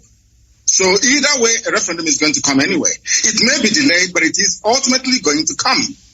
Now, one thing you must understand is this. There are very corrupt countries around the world. Maybe on the surface of it, they are not corrupt. But they have very corrupt operators that will prefer Nigeria to remain in the very hopeless state that it is in at the moment. Nigeria is in a very hopeless state. A lot of people are making money by virtue of the corrupt nature of Nigeria. Do you know that Shell BP can sell 1 million barrels of crude oil in a day and only report that they only sold 100? Do you know there is no meter? Where the crude oil is being loaded onto the tankers at the terminal in Biafra land where I come from, there is no meter. You can take as much as you like and declare whatever you like. These interests want to keep Nigeria one. Every ambassador to Nigeria gets a welcome handshake of $1 million. Once you're posted to Nigeria from a well-to-do country, so to speak, the ambassador is bribed immediately there and then. That is how you start your work. You will not believe what I'm about to tell you. Do you know that the U.S. ambassador to Nigeria organized, or should I say convinced the Biden administration to allow the U.S. military to come for an exercise in the Gulf of Guinea in order to checkmate Biafra and Ambazonia, freedom fighters? The same people did not go to the north. where they have Boko Haram, where they have ISIS, where they have Ansaru, where they have Fulani headsmen terrorists. People tormenting, killing, raping, kidnapping, and pillaging on every blessed day they do this. Do you know that it is not the recommendation of the U.S. ambassador to Nigeria that U.S. must commit their troops to the north? But they are in the Gulf of Guinea, exercising, saying that we're there to fight crime both on land and on sea. But there is no crime going on. The places where the crimes are going on are all in the Sharia north. And I want to bring you back to this idea of referendum once again. Do you know that the northerners, the Fulani people, they agitated for Sharia in the 12 northern Fulani-controlled states of Nigeria, excluding Middle Belt? Do you know that your good friend, as you are saying, Obasanjo, get it to them? It's not my referendum. They're your good friend because I hate him more than you do. Okay. The man is a joke. Let me tell you this. Do you know that the Fulanis campaigned, including Buhari, of course, the late one who is in Saudi Arabia somewhere in a shallow grave? Do you know that these people campaigned for Sharia to be introduced in Fulani-controlled northern states? I think about 12 or 13 states. There was no hoo-ha. Nobody opposed them. In other words, the Fulanis themselves have divided Nigeria into two by virtue of their insistence on having Sharia. That is why today the Chief Justice of Nigeria is a Sharia lawyer, not a secular lawyer, not a secular judge, a Sharia court judge elevated to the position of the Chief Justice of a secular federation. Now you tell me. Your Excellency, Nnamdi Kanu, is this the man, the Chief Justice, who said his papers were eaten by termites? That's correct, yes. It's him. Oh my God. That's the type of yes, continue. It's him. He is a Sharia court. He's an alikali in a Sharia court. But today, he is the Chief Justice of a secular state practicing common law. How do you expect us to accept such nonsense? Who in their right mind will live under such condition? Who in their right mind will? That is what we want Africans to understand. It's not that we hate anybody. We are Pan-Africanists. I want one Africa. I want one united Africa. But an Africa found on the basis of justice, fairness, equity, and progress. Not one found on retrogression, on backwardness, on corruption, on stealing, and on looting. That tells you all you need to know about Nigeria. Can you tell me why they're deploying troops to Biafra at the moment? Killing people every blessed day. The same people drafting or asking their troops to be deployed to Biafra land, they know where Boko Haram are. They know where to find ISIS in the north. But they will not go and confront them. It's only to come to the east to kill people because we are peaceful. Such injustice we are no longer prepared to tolerate. And that is why, referendum or no referendum, we are going. We are going. It's as simple as that. Thank you very much, Your Excellency Nnamdi Kanu. Let me bring you back to 1966. Several constitutions had been negotiated. But none addressed the fundamental question of social justice differences, political tensions, economic marginalization, competition, ethnic imbalances. In all this, from 1966, several constitutions have been brought. People started fighting. In 67, the war ended. Since then, military took power. Obasanjo, Babangida, another one who died, and another one, several of them. The changes, nobody has been mentioning what ails Nigeria. At the center of it, it looks like you are mentioning it now. I can see, any observer on Nigeria can see your plight, like just as we can see the plight of many African countries. When you talk of 13 states having Sharia law, a Chief Justice who says his papers were eaten by termites becomes the Chief Justice based on Sharia law and using Commonwealth common law. Now, should the changes be made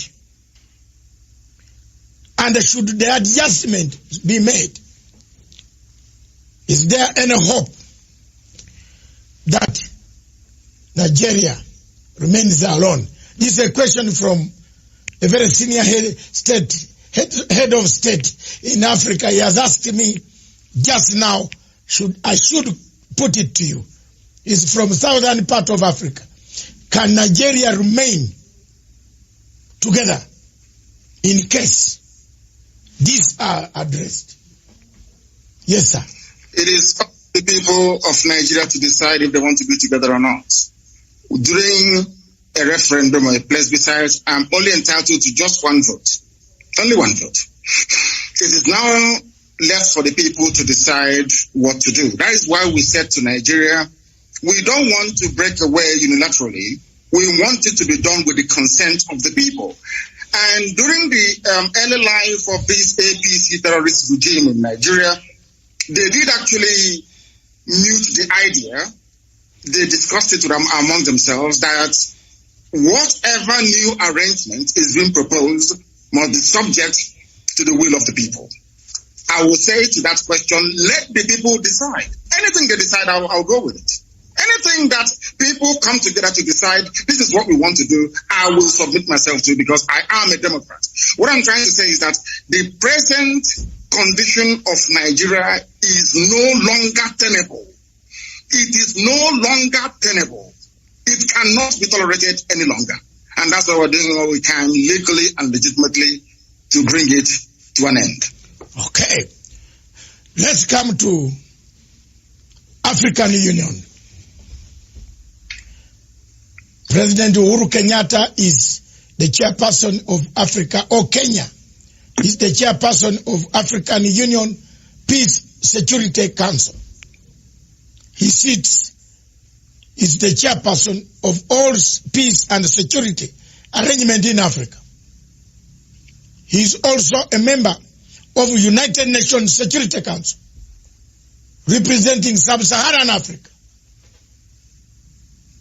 He has huge numbers of Nigerians seeking asylum every day in Kenya, Uganda, Tanzania. What do you want him to hear? What do you want him to hear now? What message do you give to them, to the AU, that the situation is not as they think, so that people can wake up and help you? What I want President Uhuru Kenyatta to understand is this. Contrary to all the fallacious lies and misinformation coming from Nigeria, we are not against African unity. We want Africa to prosper. And what is happening from what you said, what they're experiencing now in Kenya and in other East African countries in terms of the huge numbers of people seeking refugee status and asylum is indicative of the decay and the death that Nigeria is going through at the moment. And unless they step in now to do the right thing, believe you me, they will get millions upon millions of people asking for asylum in their countries in no distant future. Let it not be said that the disintegration of Nigeria will somehow bring an end to Africa's cohesion and unity. It is a lie. It's a lie. It will strengthen it. Nigeria is the country dragging Africa backwards, being purportedly the most populous nation, black nation in the world, with vast reserves of oil and gas in my land in Biafra. A lot has been expected of Nigeria over the years, but each time they have failed. If you go to a place like Rwanda that I'm sure you have been to, if you go to Kigali and see what Paul Kagame has been able to do with meager resources that they have, I am sure the same transformation is taking place all across Ethiopia, taking place all across Kenya. You can see viability of economic life and prospects. None of that exists in Nigeria. They only sell crude oil and they import everything, including refined petrol as well. What I want African leaders to understand today is this, that Nigeria is the problem of Africa. If you terminate Nigeria, it's like a cancer growing somewhere on the body of Africa. Once you get rid of Nigeria, believe you me, Africa will spring to life. Let them not be deceived. Don't allow yourselves to be deceived to think that we need this huge country with huge population and vast natural resources to be relevant in the world, on the world stage. That is a lie. Because the size of Nigeria, the way it is today, was predetermined by our colonial masters. Britain said, we want to use Nigeria to influence every other country in Africa. That was their game plan. Britain wanted to control Africa through Nigeria. It's there in the official documents. And I'm saying to Africans today, don't allow that to happen. Or, as you say, the level of Fulani mediocrity in Nigeria has made it almost impossible. The best way for us to go is for Africans to understand that Nigeria is a tumor, a cancerous tumor, very dangerous one. Cut it out and Africa will be free. Okay. Thank you very much. I just want you to take a slow pace now. I want to come to ask a question that has happened to me also. We seem to be swimming in the same field. That's why you see we are the same.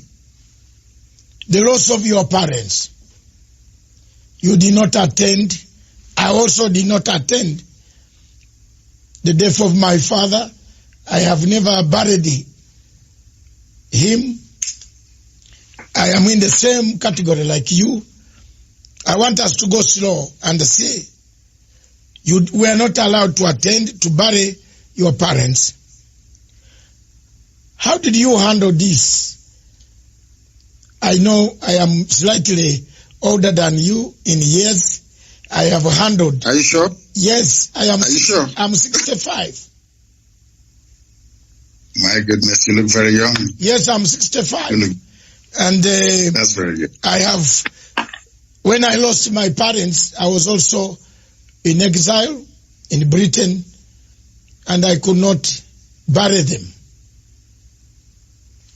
How did you yourself handle this matter, and how do you encourage others? There are millions of refugees on the African continent, in South Sudan. Some of them don't know where their parents are. But the people have gone to make political leadership, but they have forgotten accountability.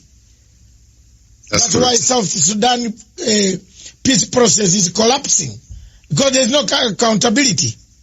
So how did you handle that? And did it encourage you and give you resolve to keep pushing for a better Nigeria or a better Biafra? Please. It's kept me pushing for a better society for everybody. Everybody, not just within Biafra or within the wider Nigeria, but across Africa as a whole. Because what concerns one black person actually should concern another black person as well. I put my parents' murder by the Nigerian state into context. The only thing that matters to me is the freedom for Biafra, of which I am prepared to pay whatever price that God requires of me to pay in order to ensure that Biafrans are set free. That was how I managed to, should I say, compartmentalize that very grief at that moment in time.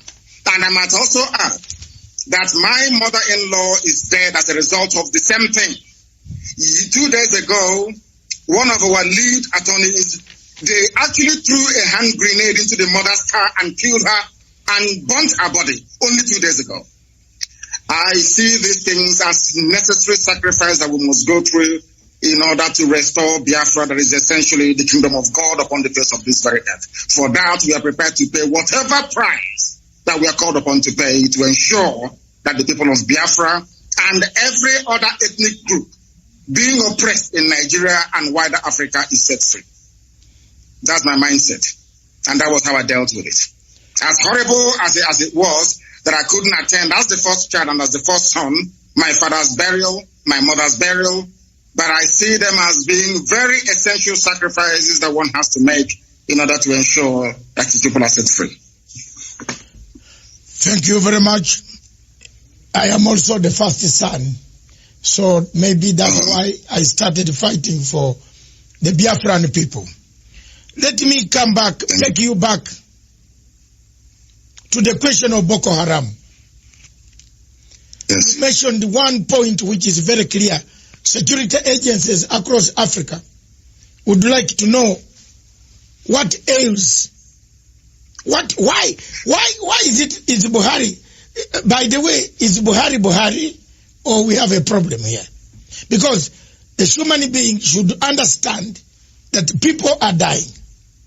The army, Nigeria has a huge army. Is the army a coward? Are they cowards? Do they protect who?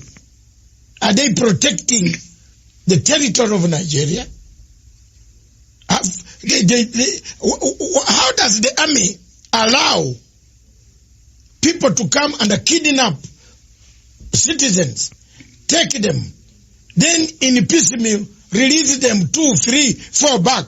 Who are these? Is it an internal collaboration between the army, Buhari, and his generals? Who is commanding this army? Surely the army that cannot even rescue 5 students from girls who have been abducted. What type of army is this? Is there a bigger thing than Boko Haram? I have been requested by another reader from Tanzania to say, why is this Boko Haram menace never cleared? Why is Nigeria not asking for external help to come in to help them? Is it because they want it themselves? Please shed some light to our viewers. I want Africans to understand one fact today.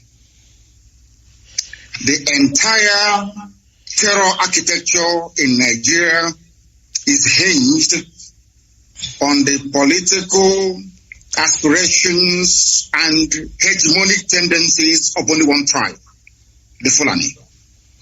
We have no issues with the Hausa, the Bachama people, and all the rest of them. It is the Fulani.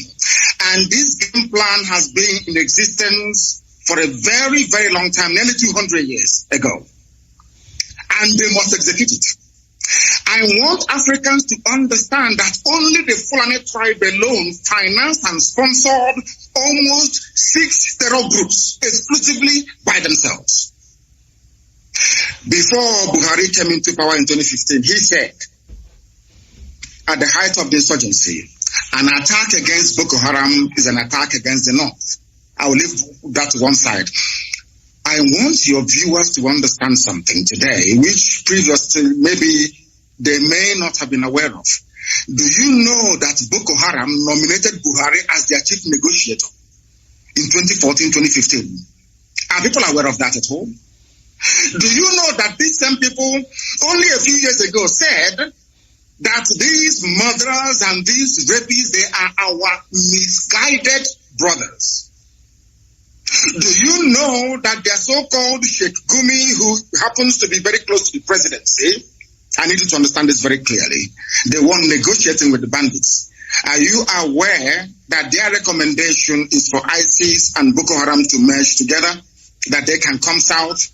I want these points to be noted by your viewers all over the world. So when you see these people, you ask them these questions. Do you also know that the leader of the dreaded ISIS in West Africa province, ISWAP, his name is Al-Banawi. Al-Banawi is the son of Yusuf Muhammad, the founder of Boko Haram. Do you know that this man was arrested around about the same time that I was in detention in 2015? Do you know that he was released without trial on the orders of the presidency of Nigeria? Do you know that the 4th largest terror group in the world, the Fulani headsmen, which the whole world knows, the 4th largest terror group in the world, they are Miyetiala. Do you know that the presidential spokesman came out and said live on national television that these terrorists are legitimate stakeholders in the government, in the governance of Nigeria? Are you aware of that? Do you know that despite telling the whole world that these murderers and these killers are from the Sahel, they are not Nigerian Fulanis? Do you know they're forcing us today to give them our land so they can settle in perpetuity. Are you aware of that? Let me also shock you this morning. From the office of the Inspector General of Police of Nigeria, a letter came out titled Terror Elements to Expand Frontiers of Attack. In this very letter signed on behalf of the Inspector General of Police of Nigeria, of which Katona Lang and the U.S. Ambassador are both aware. Here, they mentioned the specific places where they claim the leaders of Boko Haram are hiding. Understand this? I want the world to know that this Fulani expansionism is a well-planned, orchestrated move to take over the land of indigenous people and hand it over to marauding Fulani nomads across the Sahel. A letter from the IG of Police of Nigeria. In this very letter, they mentioned the names of the places where they felt or they believed their intelligence told them that these people are hiding. They did not send Nigerian army or police there to go and confront them. Instead, they sent them to Imo State. They sent them to Abia in Biafra land and gave them an order to shoot at sight. And I want you as a journalist, I want you as a lawyer to go back and investigate through the history of Fulani-funded terrorism and insurgency in Nigeria.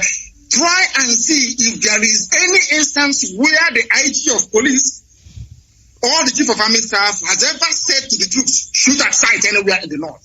It's never happened before. Only in Biafra, a few days ago. That is to tell you that this is a well-planned pincer movement, basically from the east and from the west, in order to try to take over the geopolitical space of Nigeria for Fulanis across the Sahel. These are the things you need to ask yourself this question. You've been talking about Boko Haram, ISIS, all these murderers all over the place. Ask yourself this question. Has any Boko Haram been convicted before of any crime in Nigeria? Ask yourself this question.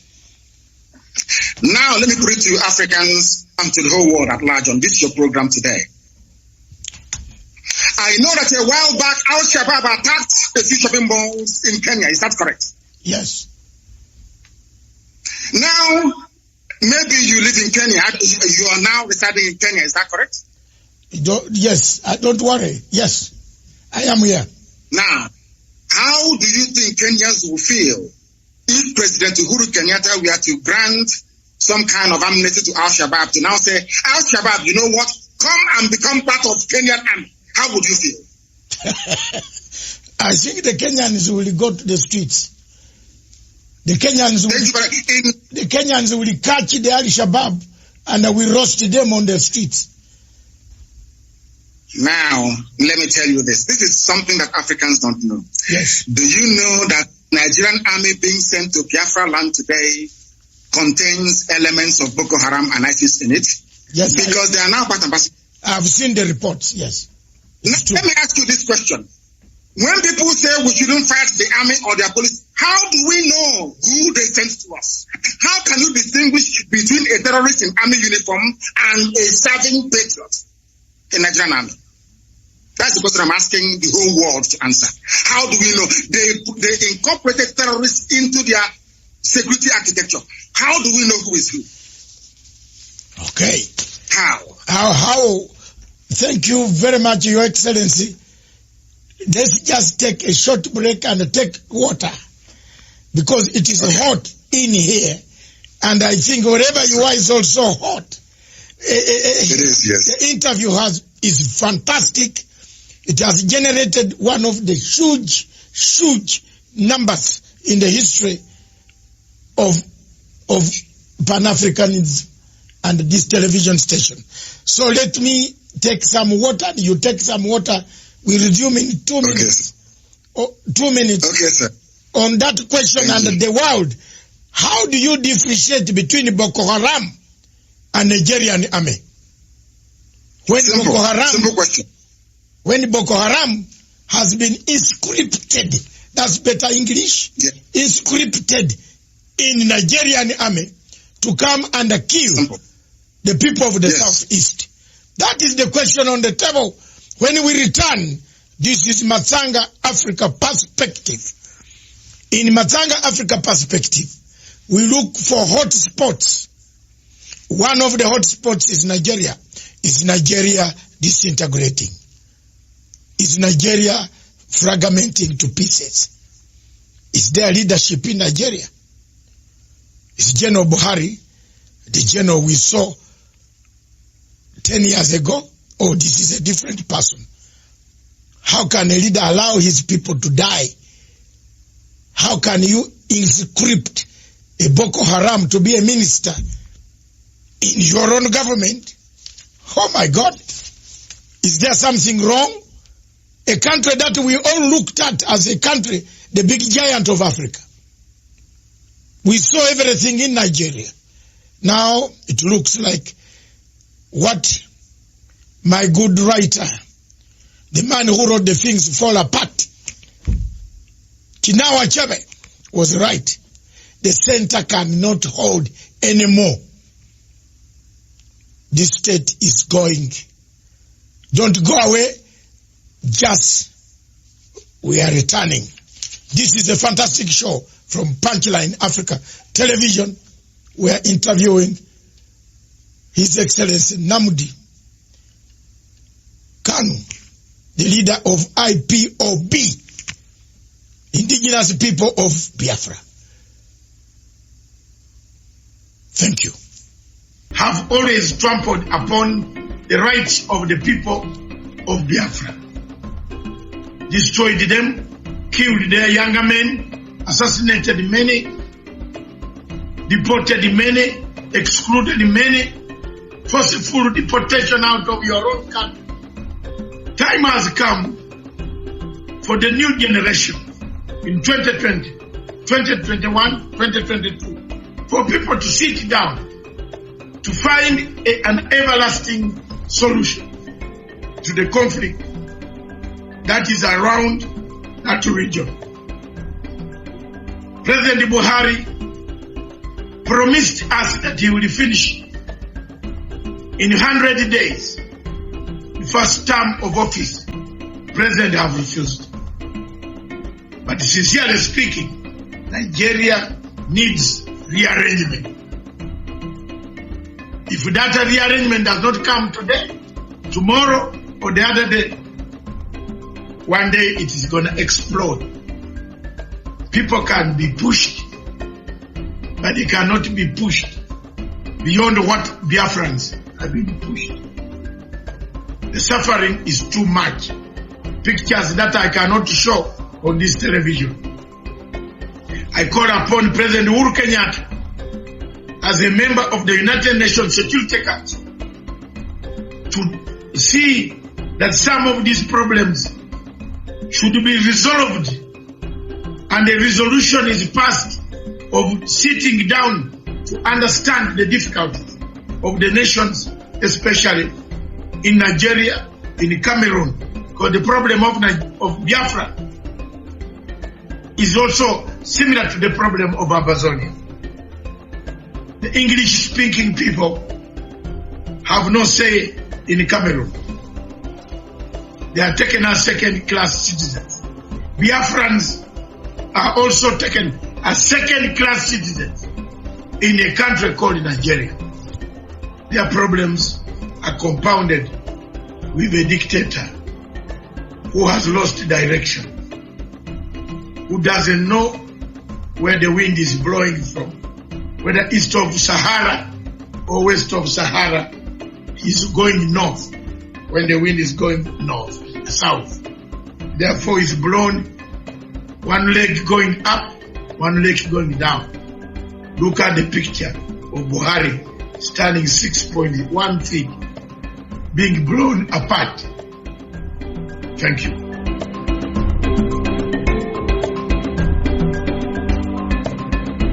Back to Punchline Africa Television. Our show is Matanga Africa Perspective. In Matanga Africa Perspective, we look at what ails Africa, what kills Africa, what makes Africa be called a continent of savages. As we can see in Nigeria, that name cannot go away. Boko Haram is killing people, staking people. We have incorporated it in the system of the Nigerian army, brought them back without remorsefulness. They have not done any reconciliation. And they are then being hired to destroy and kill other people. We have invited, and we shall invite more people to talk about this. We shall invite any other person who wants to discuss the issue why Nigeria is collapsing. A state the center cannot hold anymore.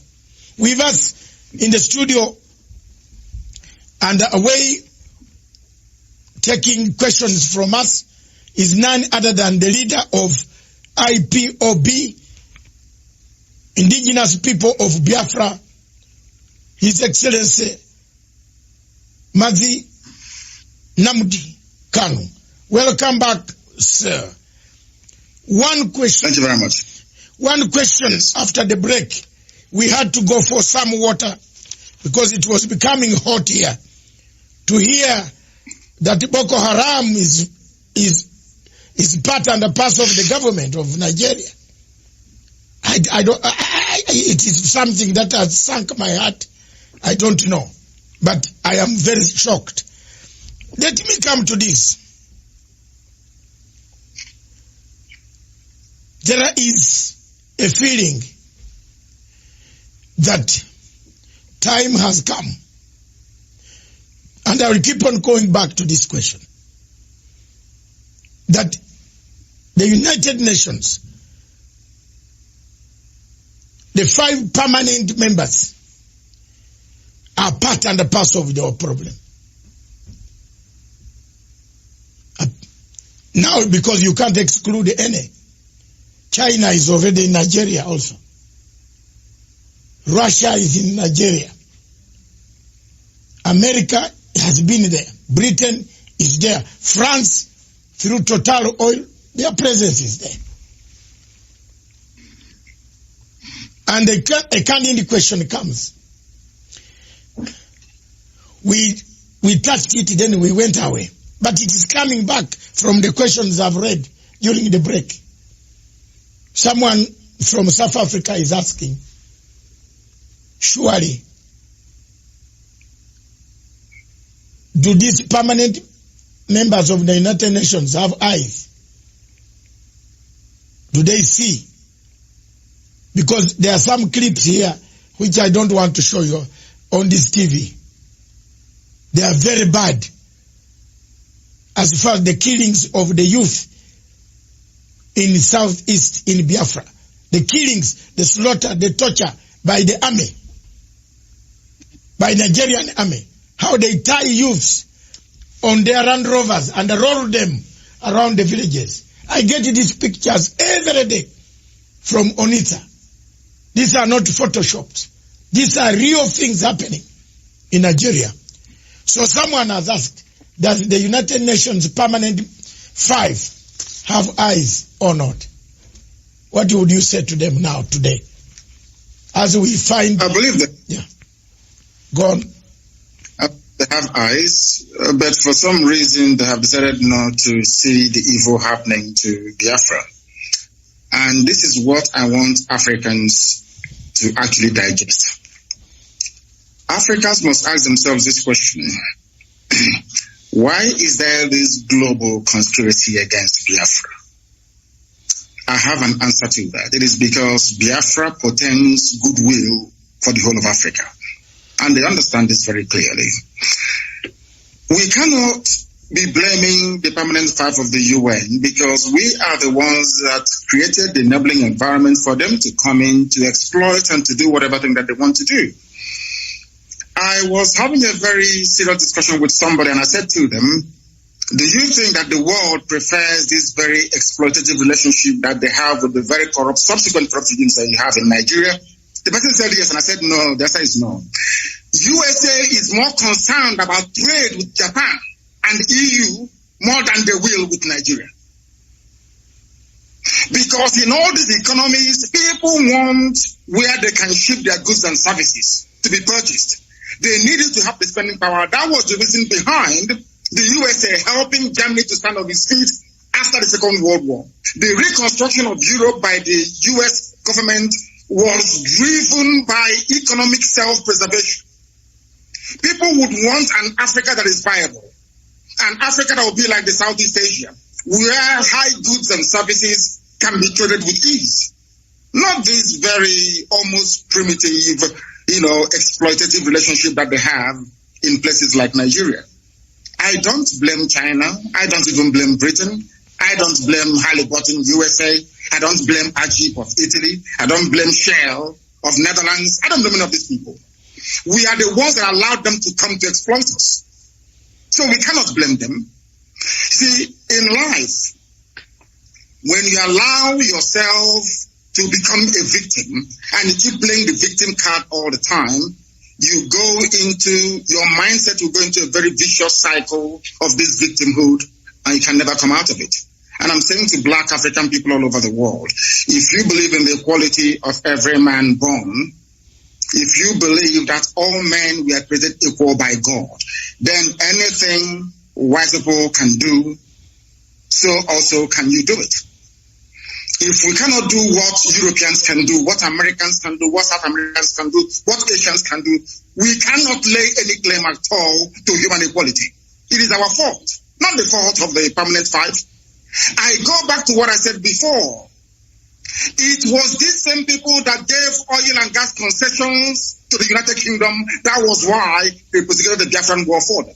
It wasn't a white man. These were black people. Gowon is a black man.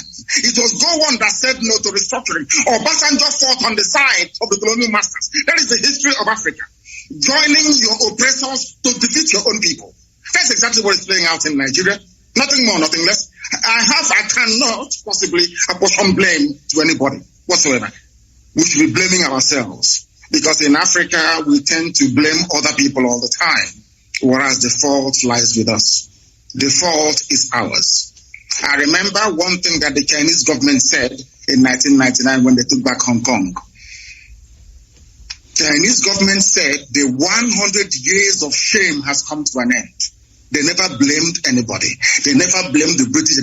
They blamed themselves for losing Hong Kong in the first place to the British.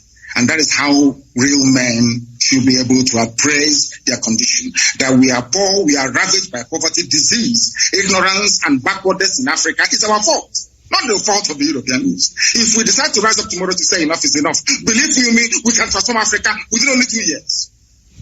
After all, Paul Kagame is doing something in Kigali. Why can't we replicate it everywhere else?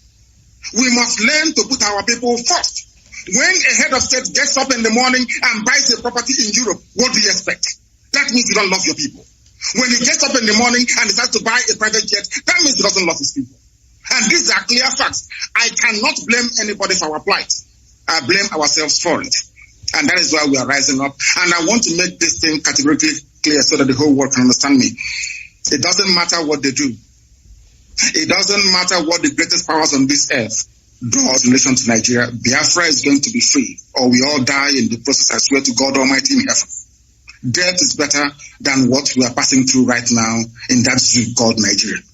And we must be free. I said must. We are not begging anybody for it. It's about, before the white man came, there was Biafra. Before Britain was created, Biafra existed for over 5,000 years before the formation of Britain. How did they decide where I should live? How did they decide which identity I should have? How can a white man come from Europe and decide to call me a Nigerian? What is the meaning of Nigeria? Nobody knows. We must go back to who we are. Be proud of who we are. I am a proud Biafran. I can never be a proud Nigerian because the name Nigeria has no meaning. No meaning whatsoever. Not even in Swahili, it has no meaning. How can a white man come and create a country for me in Africa and I be holding their flag running up and down saying this is my country? Who said so? Can I go to Europe and create a country in Europe for them? On what basis is our argument of human equality when Europeans can come to Africa and create countries? We cannot go to Europe to create countries. How can that be equality?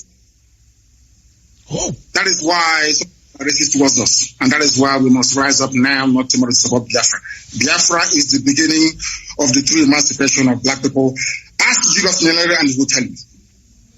Thank you. Julius Nyerere, indeed.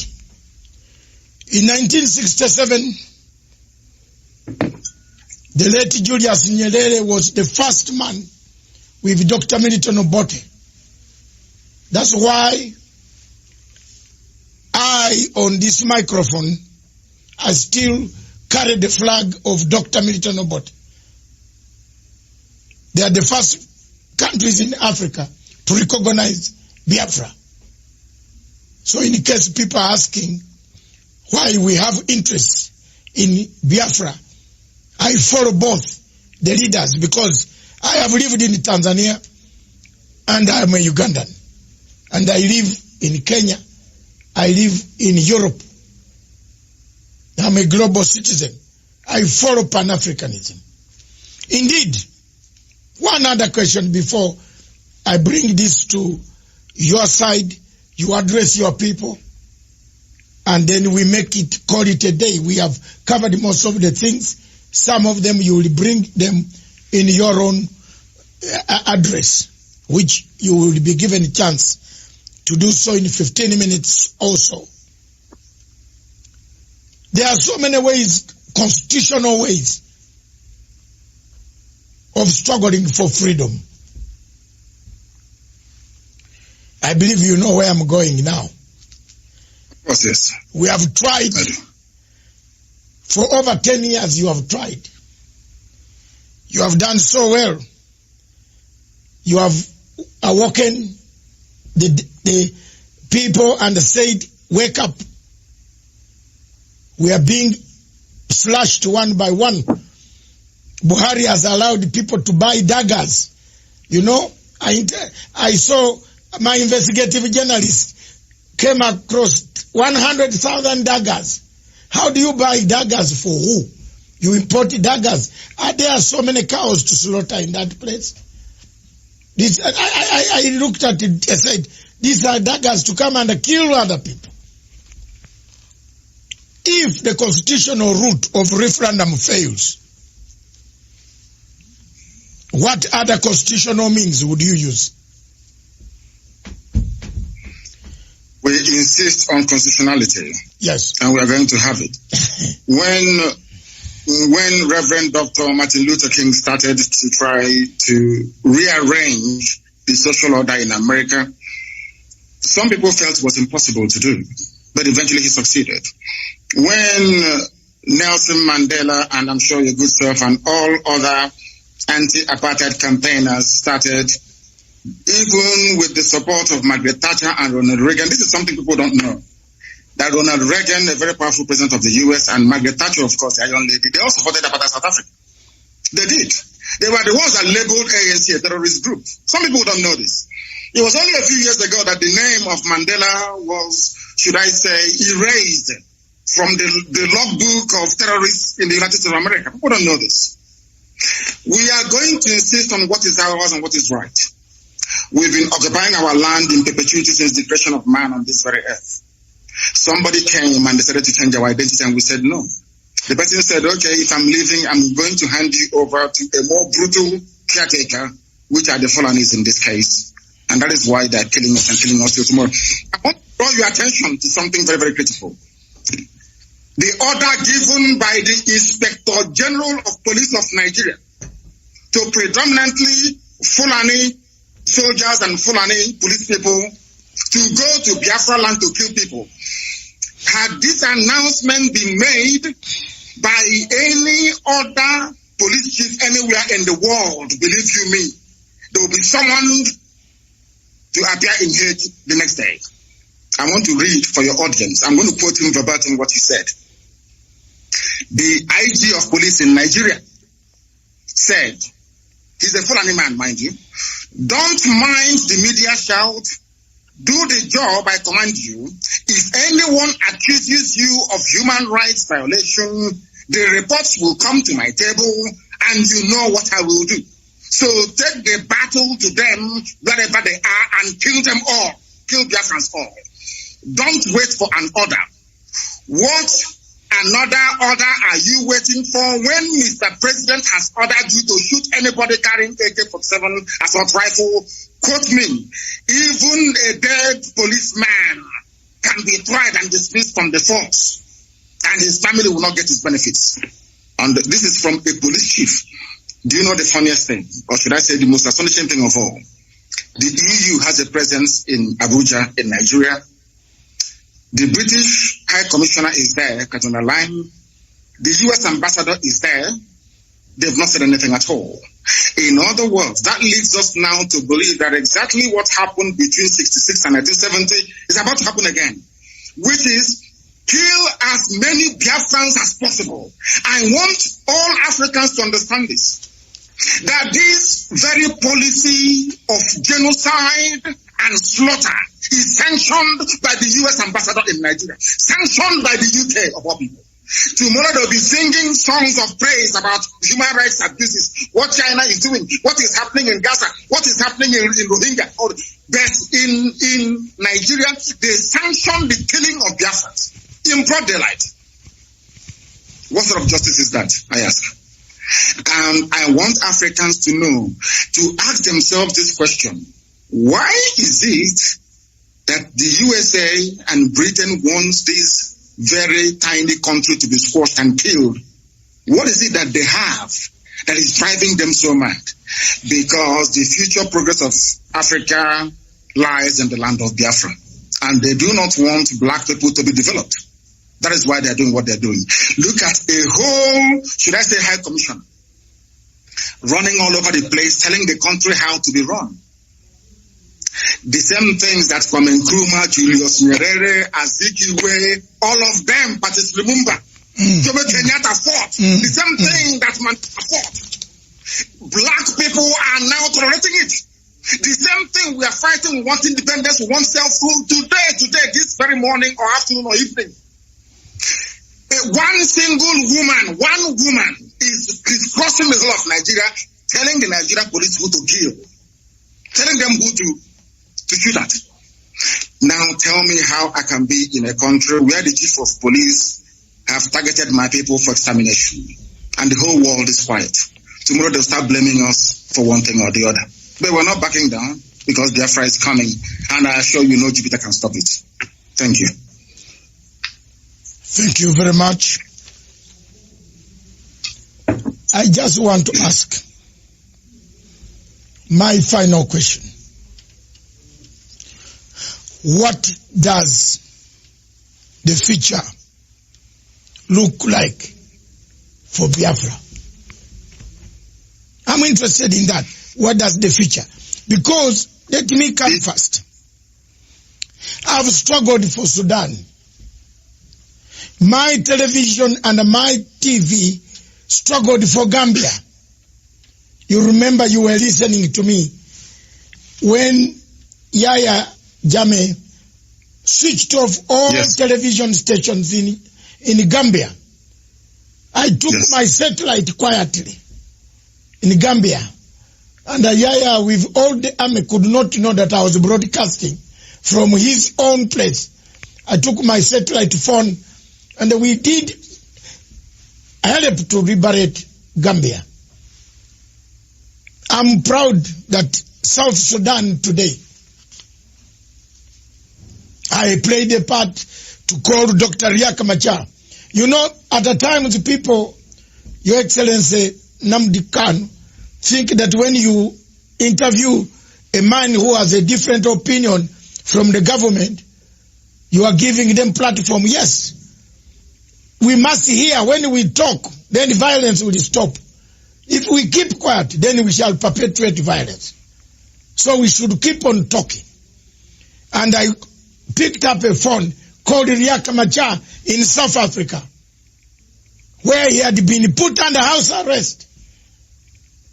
I shouted on this television to IGAD and the AU. I made noise to the British and the Commonwealth Office. I said, how do you lock a person who should be negotiating peace in South Sudan? It took about 2 months, 3 months. Riek was set free, was told you can now start the negotiations. Everything I've touched on African continent in my 65 years, I've resolved.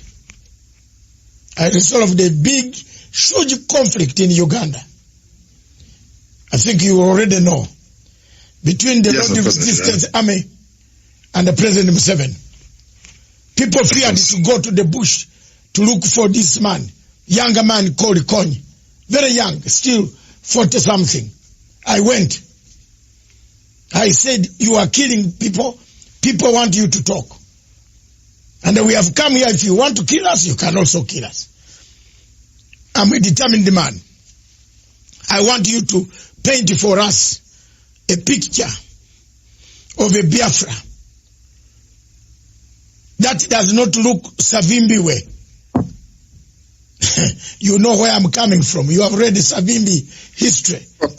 We give him everything, then he turns up, he misuses, he lets us down. Sudan, South Sudan, look, we give them time, Riak comes back, they fight again over power. I have been there for Cameroon, the Amazonian people. I'm bringing them again. Now they have several factions. You don't know whom to call. One calls you, don't call that one, don't call this one. That, you see, these are things that worry me in Africa. Paint for me the picture of a Biafra you want. Yeah. Whether today, tomorrow, whether you are there or not there, whether I'm there or not there, we want to see the picture of a Biafra. I love the people of Biafra myself. I love them with the bottom of my heart. From the bottom of my heart, I love them. I don't care about Buhari, what he can say. Whether we meet at the AU, I will point fingers at him. I will. It is coronavirus that has made us not meet now.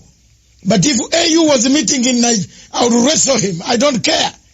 Because this is something that is paining the people of Africa. And you can't wear long counsel, these long clothes, and come there to impress us with your perfume when people are dying. Therefore, I want you to paint for me a picture of a Biafra. What type of Biafra do you want? The type of Biafra I want is the Biafra of my ancestors. The land of the free, where people are allowed to pursue their daily endeavors without interference from any higher authority, where individual and collective autonomy of every component, ethnic, nationality within Biafra will be guaranteed, not just by law, but by virtue of our existence as dignified human beings. A Biafra that will be demilitarized, a Biafra that will be forward-looking, innovative, creative, run on clean, green energy, not reliant on gas or petrol. A Biafra where the police will not bear any arms. A Biafra where people can live and die and you will not see an armed soldier anywhere around you. A genuine republic, a land belonging to the people. We are going to cement this in the way we structure our society. A Biafra that will attract inward investment. A Biafra that will consider every necessity of life as being a human right. Not just in words, but in deed. A Biafra where there will be no strife nor rancor. A Biafra where all men and women will be equal, regardless of their religion, their sex, their creed, their orientation. A Biafra that will maintain open borders to every black soul on the face of this very earth. I do admit that geographically, in terms of landmass, we may not be that huge. The Biafra will operate, or should I say, run an open door policy. Every black person on the face of this earth will be an honorary citizen of Biafra, as long as you're not tempted by terrorism. That type of Biafra we want to run. A Biafra where Europeans will sit back and say, we never knew that such innovation and creativity will be possible. A Biafra that, should I say, the likes of Rwanda is a forerunner to. because today they are doing very well as well. That is the type of nation we are going to build. A truly democratic nation, not through the force of arms, but through dialogue and negotiations at all times. Nobody's going to lord it over anybody else. My ancestors never did. That is why we remain the only people not to conquer any other piece of territory, and nobody conquered us until the white man came and our temple fell in 1904. That is the land we're going to go back to. A Biafra of very many nations, a Biafra of autonomous nations within, governing themselves according to their own rules, where nobody will sit at the helm of power and dictate for others what to do. And we are going to accomplish it by the grace of God Almighty in heaven. Now, I know that constant references are being made to Southern Sudan. But I want to let people understand that even after the USA became free from British colonial rule, they also went through a very bitter civil war. And that did not stop them today from becoming preeminent in every sphere of human endeavor. Militarily, economically, socially, in every way. So I do believe very strongly that Southern Sudan will rise up to be strong once again. All these are teething problems. You also mentioned the issue of factionalism. It is when people put the interest of themselves and their controllers well and above that of those that they are serving. That is why I said, and I have said this repeatedly, I will never ever lead Biafra politically. Once Biafra is restored, my job is done. I want to be able to prove to our people what sacrifice means, so that those who will come after us will know how to treat our people with respect and with dignity. The thing about Africa is somebody gets into power and they want to stay there forever and ever, see if there is something in it. The little work that I'm doing for Biafran people is very tiring, very, very stressful. Sometimes I don't even know how these presidents manage to sleep. Maybe they don't love their people that much. If you love your people, you cannot sleep at night. Any president in Africa who is not suffering from high blood pressure, you are not sick. That means you're doing something wrong. You're not doing what you're supposed to do. If you're concerned about your people, then I expect you to be very ill at all times. So that is the type of Biafra that we need. That's the type of Biafra we're going to have. A type of Biafra where the wealth, well-being of Sub-Saharan Africa flows from. And I can assure you we are going to deliver it. We will deliver it. The Pan-Africanism that we talk about is going to start from Biafra, because mind you, I did not say that we're just going to have Biafra and then we shut up all the borders. No. What we want to do is to return to our organic political cultural arrangement. Should Biafrans wake up the next day to say, oh, we want to be the same country with Oduduwa, all well and good. Should Biafrans wake up and say, oh, we want to expand into Ambazonia, all well and good. As long as you take the consent of the people with you, this nonsense that the Europeans did in Africa, we want to reverse it. That God Almighty heaven may look down and be very proud to say that at last, I have people who are after my heart, and that's what we intend to do with Biafra. Thank you very much. Thank you very much. Viewers, we seem to have covered most of the areas. It is the first time, and it's not going to be the last time. Until we liberate, until we achieve the objectives, the aims, the vision of a better people on the African continent. His Excellency Mazi Nnamdi Kanu will return at one time to give us his other views. By then, messages today, the leaders in Africa watching for your information, I linked this to South African President Ramaphosa. I linked this to, of course, the president here. His handlers are watching. President Emerson Mnangagwa, Office of Foreign Affairs, and his President's Office, they are watching. Several SADC members and the several African, Your Excellency, the Pan-African President in Kampala, President Yoweri Gakuta Museveni, he has added another name, which is very complicated. is watching, is interested in the Pan-African views.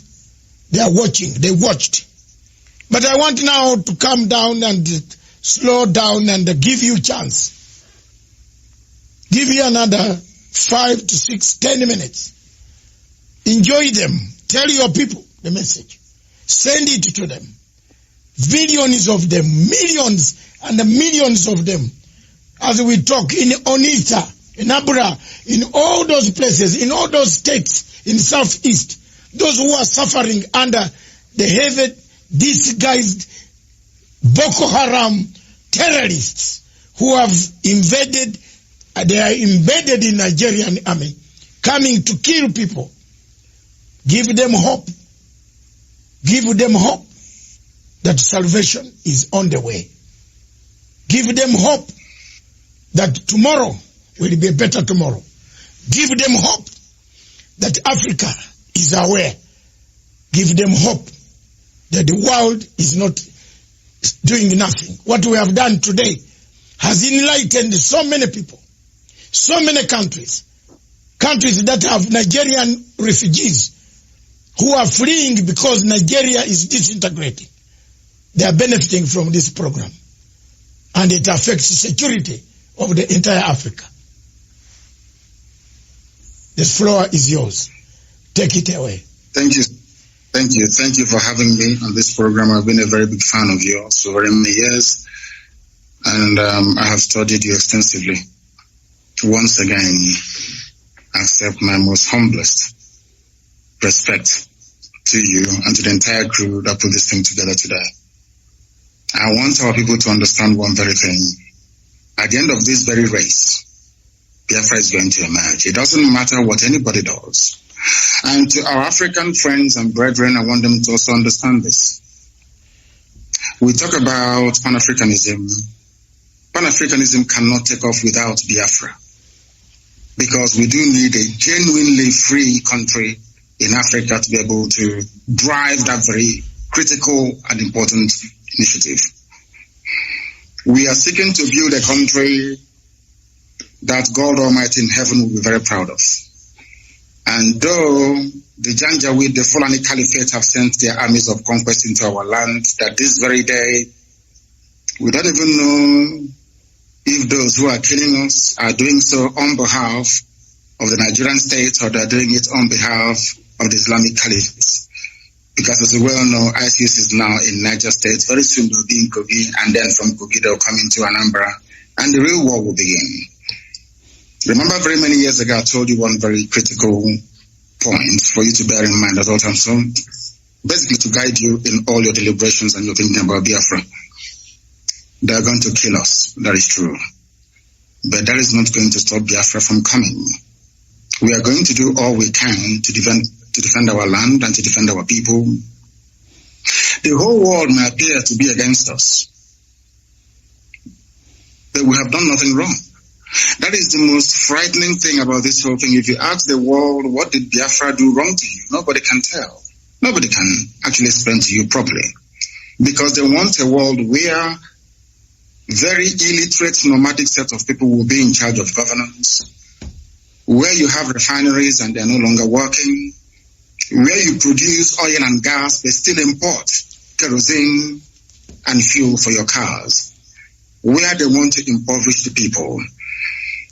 For those who may not be acquainted, or should I say familiar with the book that one of our very good friends wrote in years gone by, Walter Rodney. He was at Dar es Salaam University where he was assassinated by the CIA very many years ago. Walter Rodney wrote a very compelling book called How Europe Underdeveloped Africa. What we are witnessing today is precisely what he was trying to explain to us. If you allow yourselves to be taken over by greed, by self-preservation and the trappings that you find in North America and in Europe and in Far East Asia, you will never ever develop your land. We are fighting for Biafra that we may restore our lost dignity. We are fighting for Biafra that black people all over the world may be set free at last. We are fighting for Biafra not that we may have or commence the building of a large empire, not at all.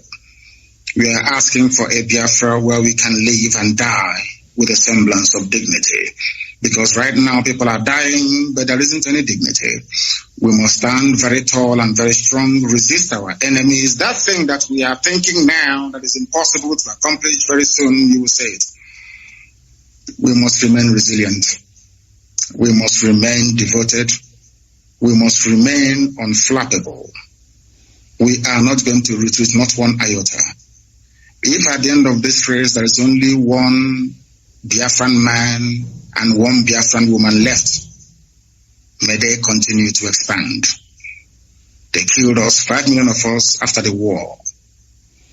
After the war in 1970, we had lost 5 million people. But there we are still the largest ethnic bloc anywhere in the entire Nigeria. Because God is faithful. And at this very critical time, this very Elohim that we worship is not going to abandon us. I'm not saying we're going to fold our hands in prayer and fasting alone. No, we are going to do what we have to do to ensure the survival of our race. An attempt has been made in the past to exterminate us. The British supported the killing and the mass slaughter of Biafrans because of crude oil and gas. That Ojukwu told Harold Wilson, we cannot give to you. This resource belongs to the people, and that was the end of it.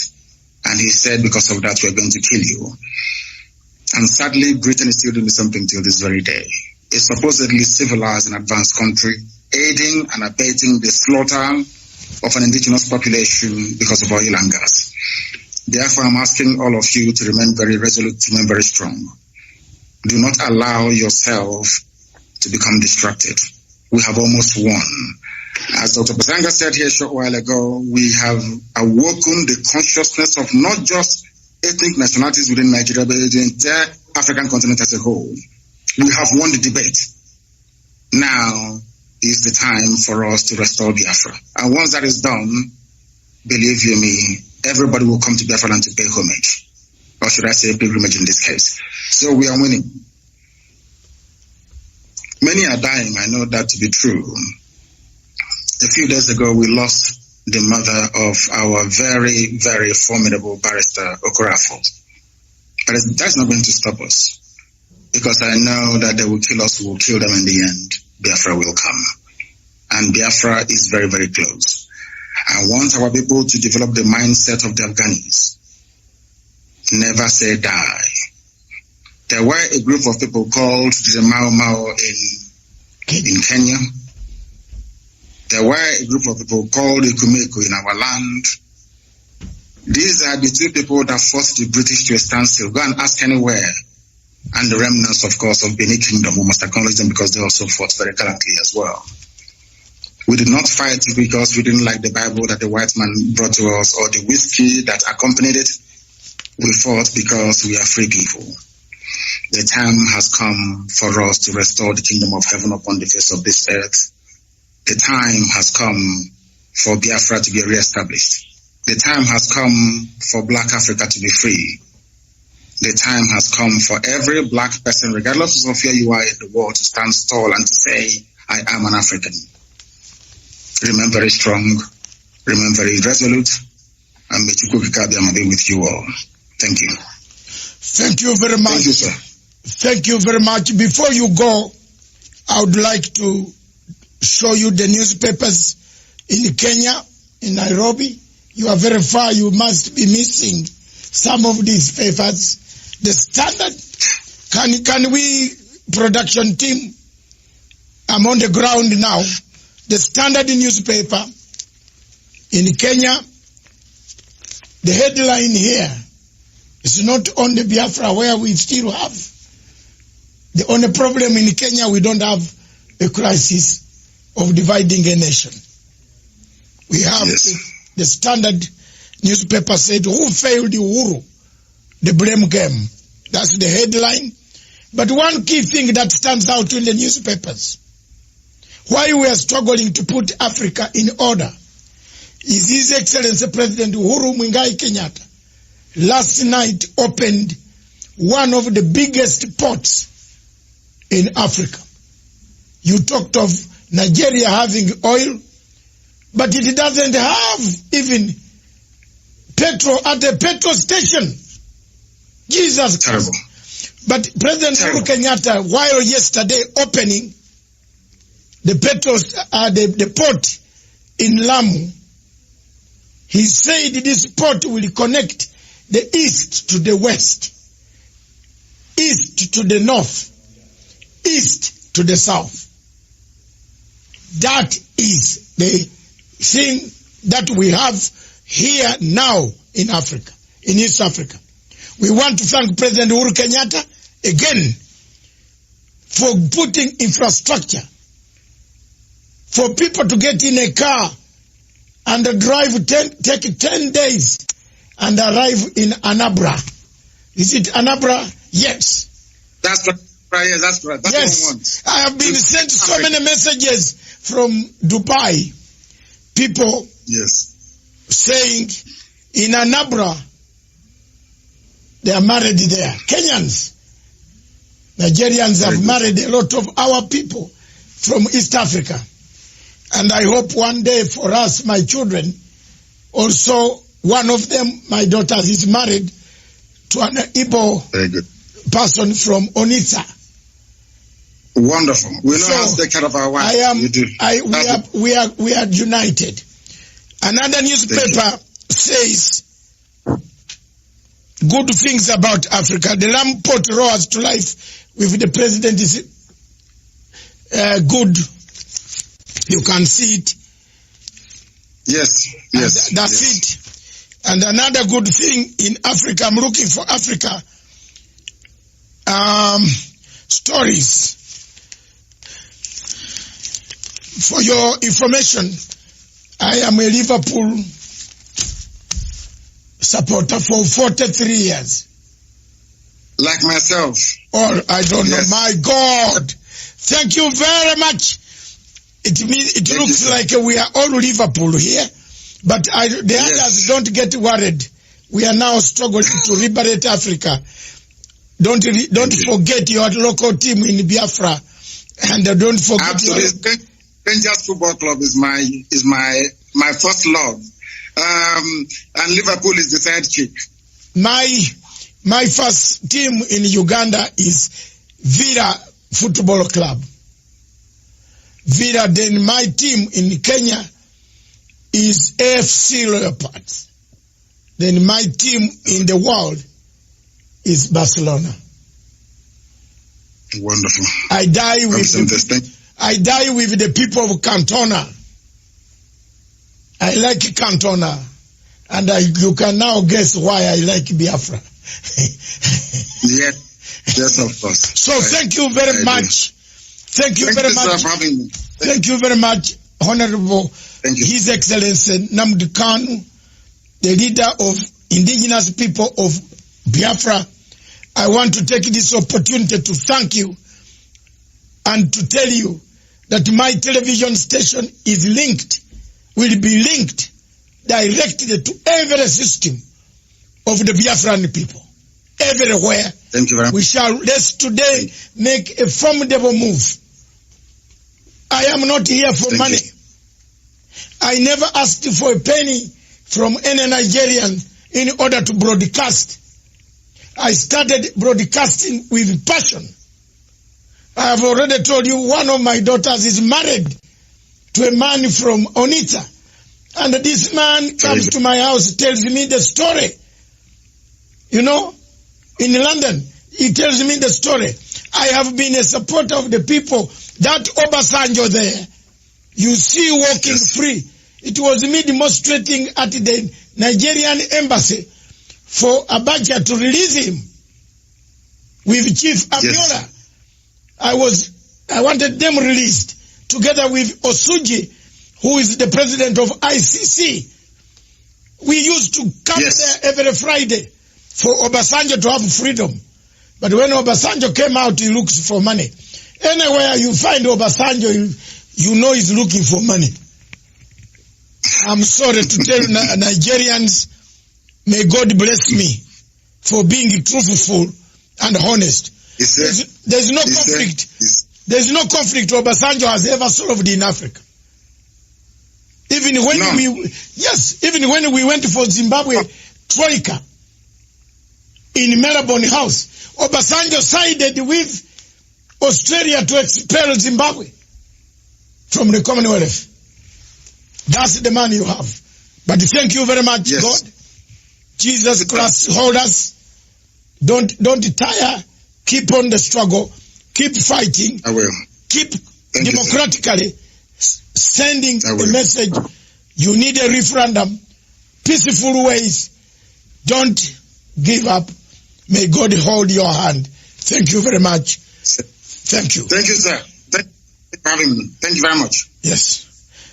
Viewers, this station, therefore, is for Africa, by Africa, with Africa. Long live Africa. Ciao.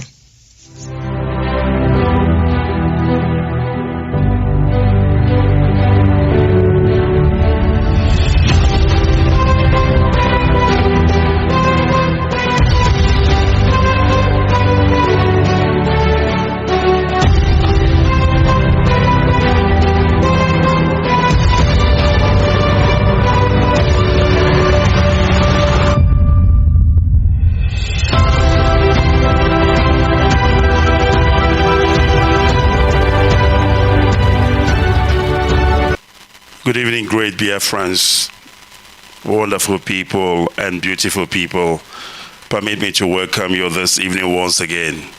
Today, of course, is the day that Chukwuka Kabiyama have made, and today is Wednesday, the 27th day of July 2022, the year of our Lord.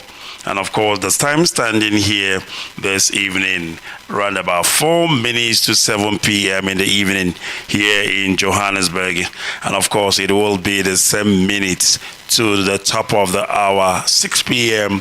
in the Holy Land of Biafra. Permit me to welcome you. My name is Mazi and of course, we have come once again to do the needful. And of course, that is to continue the preaching, the restoration efforts of the kingdom of God on this planet Earth. The kingdom of God we are talking about, of course, is Biafra. Make no mistakes. I hear from Omowa in Olo province of Biafra land.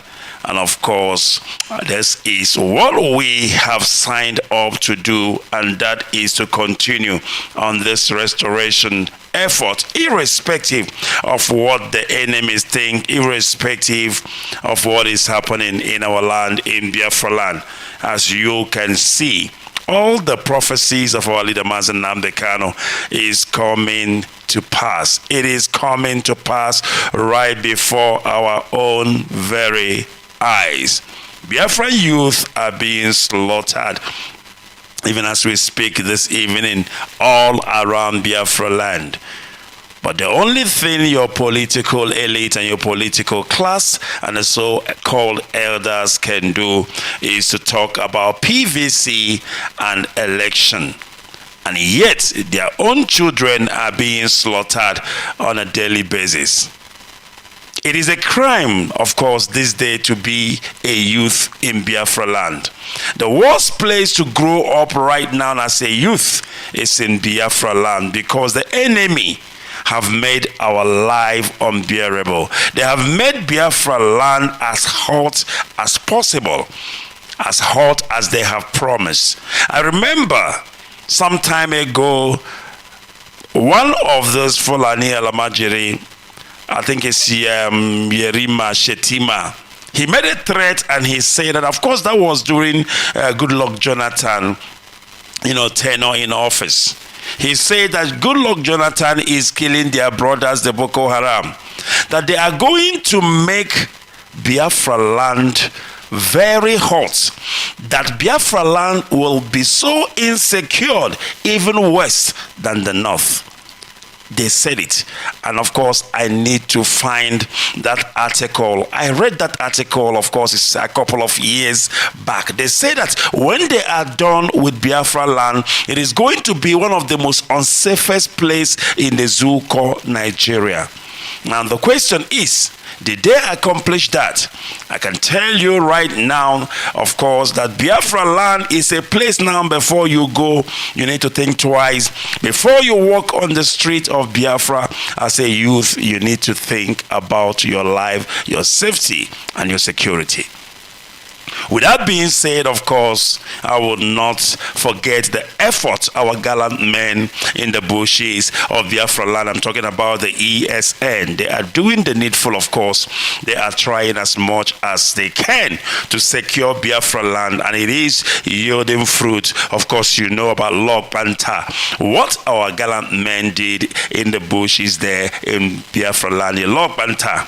And as I'm talking to you now, they have managed to flush out the Fulani herdsmen in Log Panther.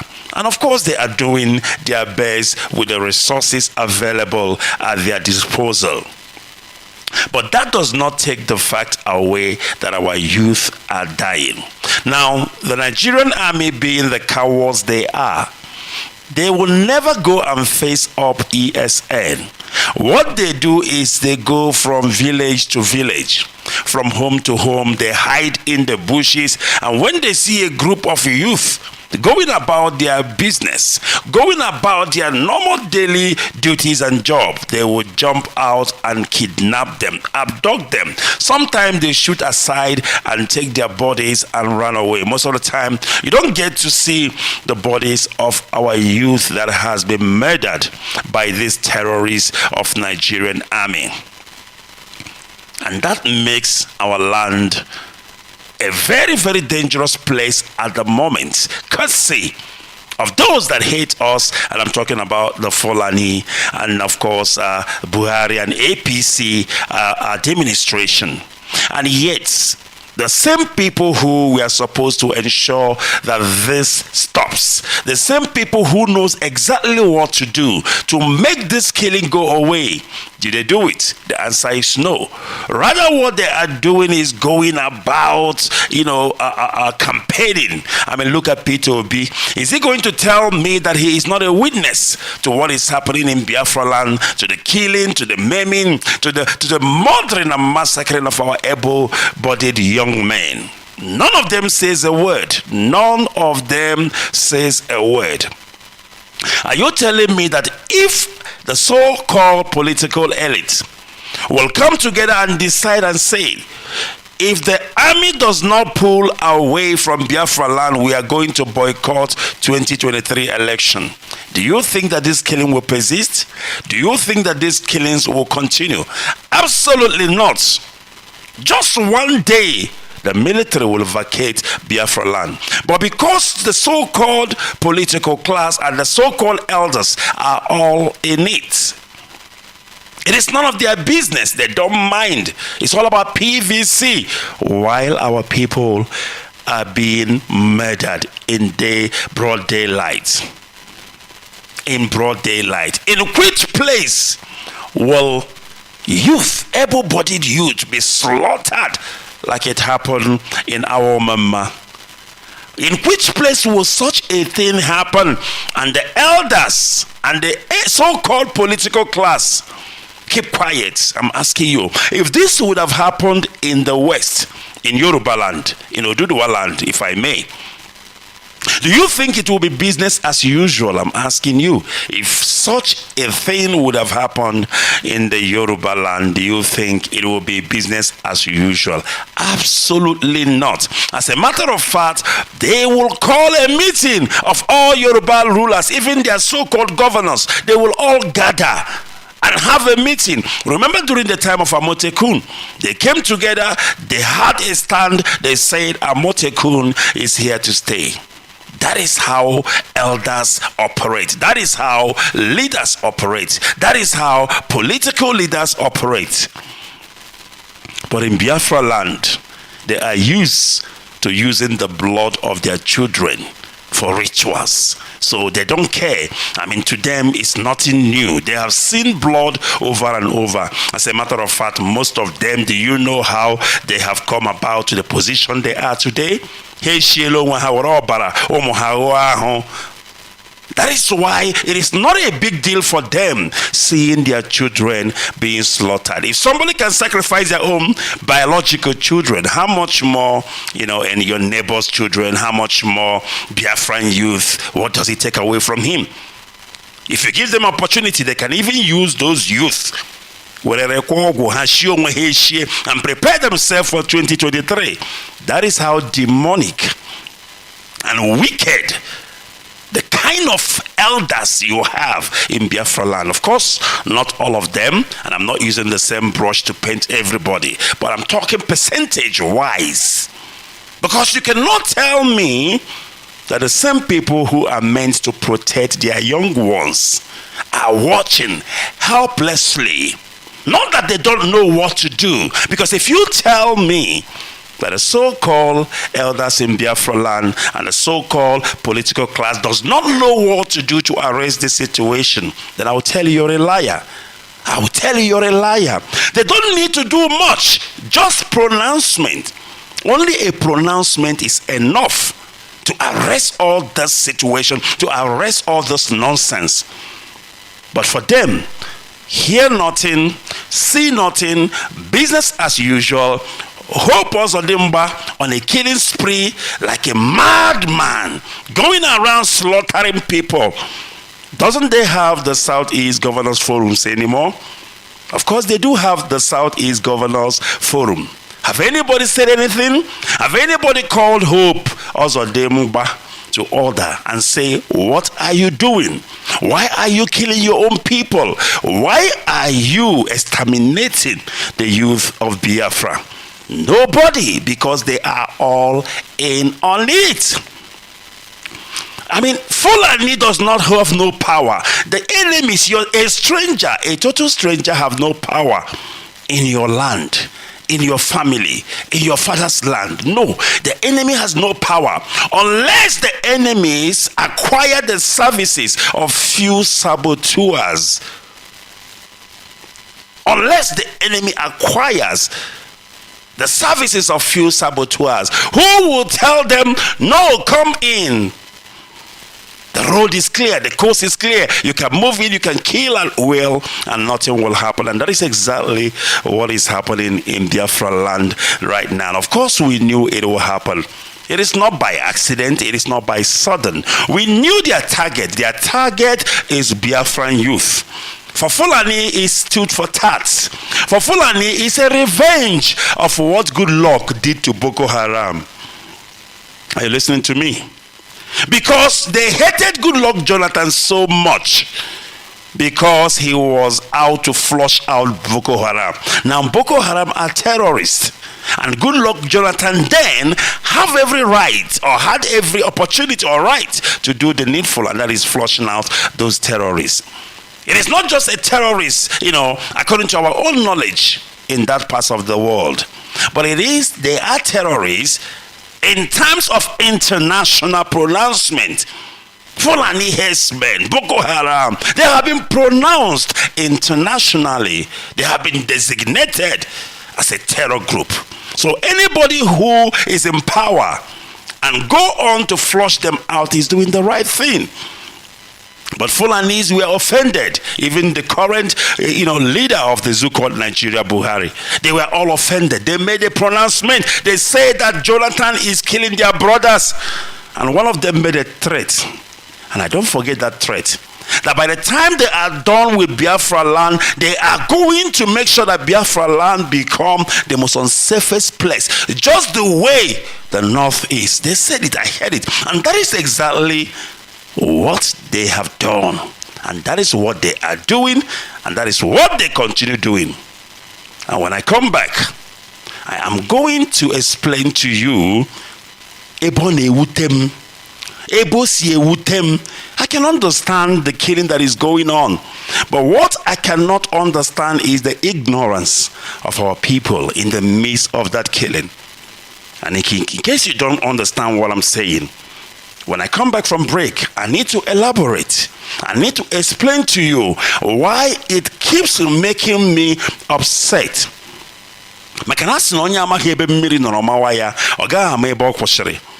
If we don't understand what is happening to us, how it is happening to us, trust me, it is not going to stop. It will continue in a different dimension. Fulani has played a fast one on us. Of course, in collaboration with the so-called people who we call brothers, the so-called people who we call our leaders. It is in collaboration. But then we are Biafrans. We are smarter than that. It has been said a lot of time, I beg your pardon, on this platform, Radio Biafra. The same thing that I'm about to tell you, the same thing that I'm going to re-emphasize. As a matter of fact, I've been talking about this like a broken record, and I'm not going to stop talking about it. If nobody believes me, it's fair enough, but at least let me be that voice in the wilderness. Because asina if we keep on playing ignorance to the devices of Fulanis, the killing continues. First of all, how do you arrest a situation? You need to find out what exactly is happening. And once you can identify what the problem is, it is called diagnosis. If you're a doctor, before you treat a patient, you diagnose them, and then you find out what the sickness is. You diagnose by sending them to go to lab, and when the lab test comes out, it will tell you what the sickness is. And once you are able to identify the sickness, what do? Then you commence.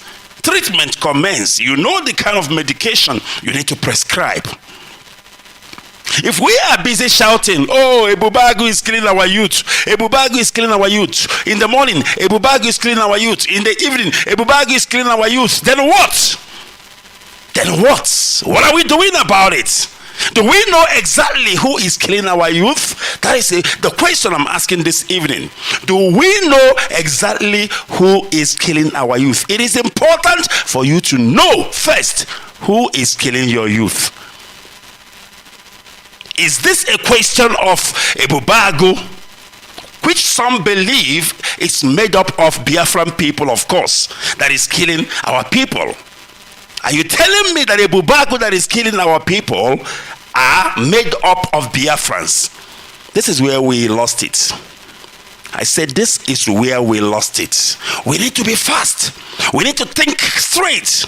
I was listening to an interview, granted to this mischievous Ogu, or what do they call him? The guy that masterminded the killing in our member. The guy, they say that he is the leader of Ebubagu. He's a Ebubagu commander. A lot of things said.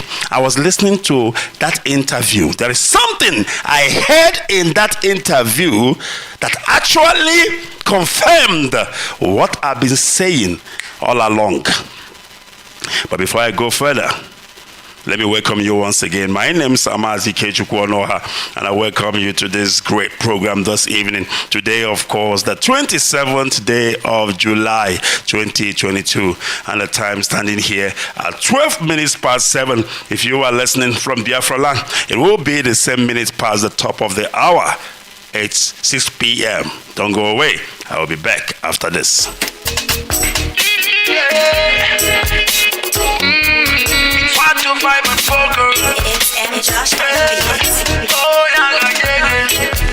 Told us that Jesus died for the black man still they suffer.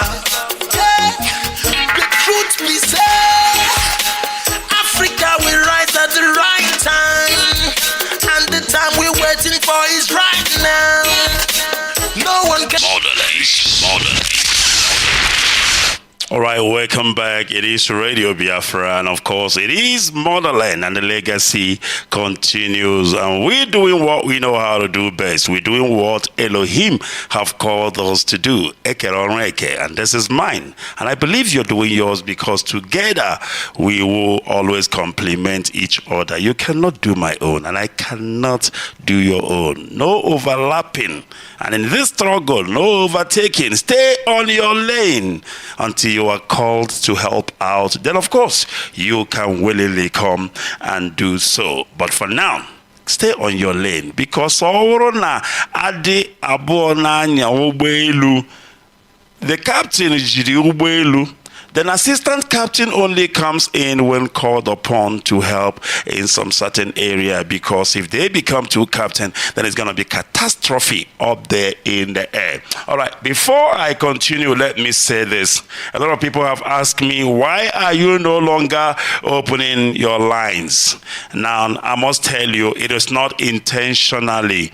I have a lot of issues with regards to my connectivities here in the studio, and it has been ongoing, and of course I am working towards it. I only open the line during my Friday's constructive argument because it is one person, and of course if you are listening to that program, most of the time you see how we struggle with the line and connection. But I must tell you, I am working on it, and before you know it, very soon everything will be sorted out. I miss talking to you, Biafrans. I miss taking your calls. I miss listening to those, intelligentsia from our people, and very soon we will reunite. So it's nothing of such that I don't want to take calls. Why wouldn't I want? That is what radio is all about. It's all about interaction, and I've always known that, and I've always done that, and soon we will do that. But this evening, I will try to see if I can open the line, and I don't know how it's going to work, but I will try opening the line and see, maybe it will work out somehow, but it is problematic, I can assure you. But of course, let me see if he still remembers our line. I will give out this number. Let's try and see if it works. Well, of course, we continue, but trust me, I'm working on it, and it will be back again soon. So my WhatsApp number is still the same, and it is +27 740 678 412. +27 740 678 412 for the last time. It is +27 740 678 412. That is my WhatsApp line. And of course, the Skype line, I don't know if my Skype will work. And of course, if my Skype line then works, it will be Radio Biafra SADC. That's it, Radio Biafra SADC. Radio Biafra is one word, and of course, Radio Biafra SADC. That has always been the Skype ID. Now, let me continue, because there are things I need to really explain to us. And like I said, I am not going to give in saying this. And I will continue, like I said. If I am just one voice in the wilderness, so be it. This is my belief. This is my conviction. And of course, this is my investigation. And I have every evidence attached to it for what I'm saying. Now, the enemy wrote a script for us, and we are playing according to that script. What is the script that the enemy wrote for us? Ebubago is a script. And I'm going to be saying this. This is why Ebubago is still, let me call it Ebubago, by popular demand, because that's what everybody's saying now.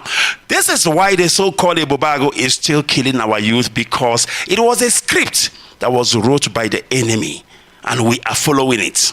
The reason why that script was wrote is because they want to confuse us and confuse the whole world into thinking that Biafrans are killing each other. That the massacre in Biafra land somehow is being perpetrated by Biafrans. Because when you say Ebubago, Ebubago is an Igbo word, which means Ebubago means the glory of the lion, if I may call it that way. I'm sure there is other ways to explain it. It is an Igbo word. And the popular belief is that members of Ebubago are all Igbos. Are you listening? There is a popular belief, let me call it Biafrans then, because I'm saying Igbo because of the side of Biafra land where it's happening. But let's say the belief is that the members of Ebubago are all Biafrans. It was a script, and it makes me angry. It makes me mad each and every time I think about it. Now, I don't like to say this because he's full of arrogance or whatever. I'm gonna school. Let me talk about by education. Education are easy. And when you go higher, wanted the qualification, flaunt it. It is your qualification. So I don't really care what you think when I talk about, my speciality or my specialization. I'm a forensic investigator, for goodness sake. And I've been doing it almost 20 years now. Before I come out and talk about anything investigation wise, I make sure I have investigated. I know what I'm talking about, and I have been vindicated for this Ebubago issue. I preached a message here which I said Ebubago decoded. When you decode something, it means you've now caught up with the act. Whatever it is that they are hiding, you have found out the truth about the matter. That is what I meant when I said Ebubago decoded. Why was I so much interested in that Ebubago issue? Because I knew it was a script written by the Fulanese. These people are so, well, let me not say they are so intelligent, but the Britain is advising them well. And when they do something, my goodness me, it looks like, they are genius. Fulani doesn't want to be seen in Biafra land killing Biafran youth. They want an alibi. What is an alibi? Something you can use to cover up. Something you can use to cover yourself. When they ask, you say, well, it is not us, it's them. They are killing each other. That was the plan of Fulani, and that is why before they came into Biafra land, they wrote a script. The script of Ebubago was written, and it was handed over to David Omahi. And I'm saying this, and I will continue to say it. And I will continue to say it because it is the truth, the whole truth. If you don't understand it, that is your problem. But I'm saying it because I know. The script of Ebubago was written, and it was given to Dave Omahi to perfect it. A promise was attached to it. If you can pull this off, you will be the president of the zoo. Because it's Igbo's time. The fool bought it. And he went ahead to convince the Southeast Governors Forum, because he was the leader or the chairman of the Southeast Governors Forum. He sold that script to the governors, and they bought it. Because of their jealousy and envy against Mazi Nnamdi Kanu and IPOB, they used the word, let us use it to replace ESN. Because if we allow ESN, it will look like Nnamdi Kanu is in charge. He is now offering security to the whole of Biafra land. Let's counter him. That was what Omahi used, because he knows an Igbo man. He knows our ego. He knows our envy. He knows our jealousy. And he played on it. Because he knows that once he mentions Nnamdi Kanu and IPOB, the other governors will jump up and say, yes, let's do it, without even interrogating the project. This is how they bought Ebubago, Nnamdi Kanu and IPOB. They bought Ebubago without knowing that what they bought was a script. It was a recipe for disaster. And Fulani know what they are doing. The plan was, what I'm telling you right now and what I'm sharing with you is intelligence of a high class. It is an intelligence of a high class, and you are welcome to investigate it. Trust me, if you can prove me wrong, come on Radio Biafra and shame me. I am telling you this thing 150%. As a matter of fact, somebody called me in South Africa. He's a very well-respected person here in South Africa. A very well, considered as an Igbo leader or whatever. He called me because I have had an argument with him about this whole Ebubago saga. And they say, no, nonsense. No, if I call Nnamdi Kanu, I call Eri. This thing poor. He called me last week, towards the end of last week. And when I went to see him, he said to me, hey, say again, one. But I will get to that. So when Omahi sold this script, I don't call it security. It's a script written by Fulani with the main plan, with the main master plan. They sold it. They asked Umahi. Umahi knew exactly what is going to happen. But the rest of the governors have no idea. For the rest of the governors, they are actually subscribing to a security outfit that will take over from ESN and put Nnamdi Kanu and IPOB on the side because of their hatred towards one of their own. The plan was that Ebubagu should be implemented. And when Ebubagu is implemented on the onset, members of Ebubagu then will be some Biafra youth. Of course, our youth, most of them are jobless. They need a job. And if you offer them jobs, some of them will go and do it because they are hungry without knowing that they are being used. So Biafran youth, they bought into it, most of them.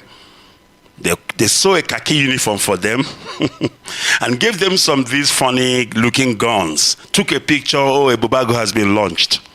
Immediately Ebubagu was launched, Fulani announced an operation in Biafra land. And I want you to listen and pay close attention. This is an intelligence that I'm sharing with you. They announced operation in Biafra land. Nobody knew what is happening or what they are planning.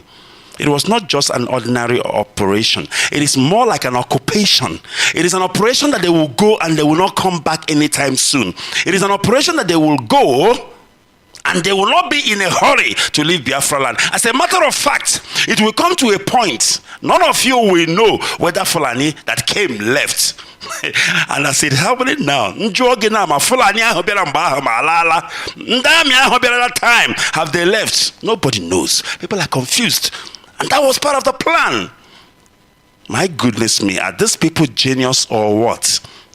Somebody is talking to them. Somebody is actually training their brains, their dumb brain. They started moving in their tankers. They started moving in their machineries, armor personnel, into Biafra land. There were videos that went viral. People were seeing them passing the road into Olo, into all pass and asses of Biafra land. People were screaming, hey, Nakwenda Nibubata, hey, Nakwenda Nibubata. That is all we are hearing. And your so-called leaders and political elites, it was normal. It was normal. Go and hunt them down. Hunt the IPOB down. Hunt ESN down. Stupid people. They forgot that when Fulani proscribed IPOB, or rather, when Fulani got those fools we call leaders to proscribe IPOB, it was for a reason.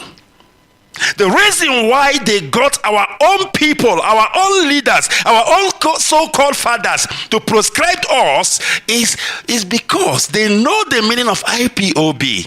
Whereas the people that owns the name. Now, I'm not talking about IPOBians as an organization. I'm talking about Biafrans as a whole. Biafra as a whole. They don't understand that IPOB is not about IPOB, the organization. IPOB simply means indigenous people of Biafra, indigenous persons of Biafra.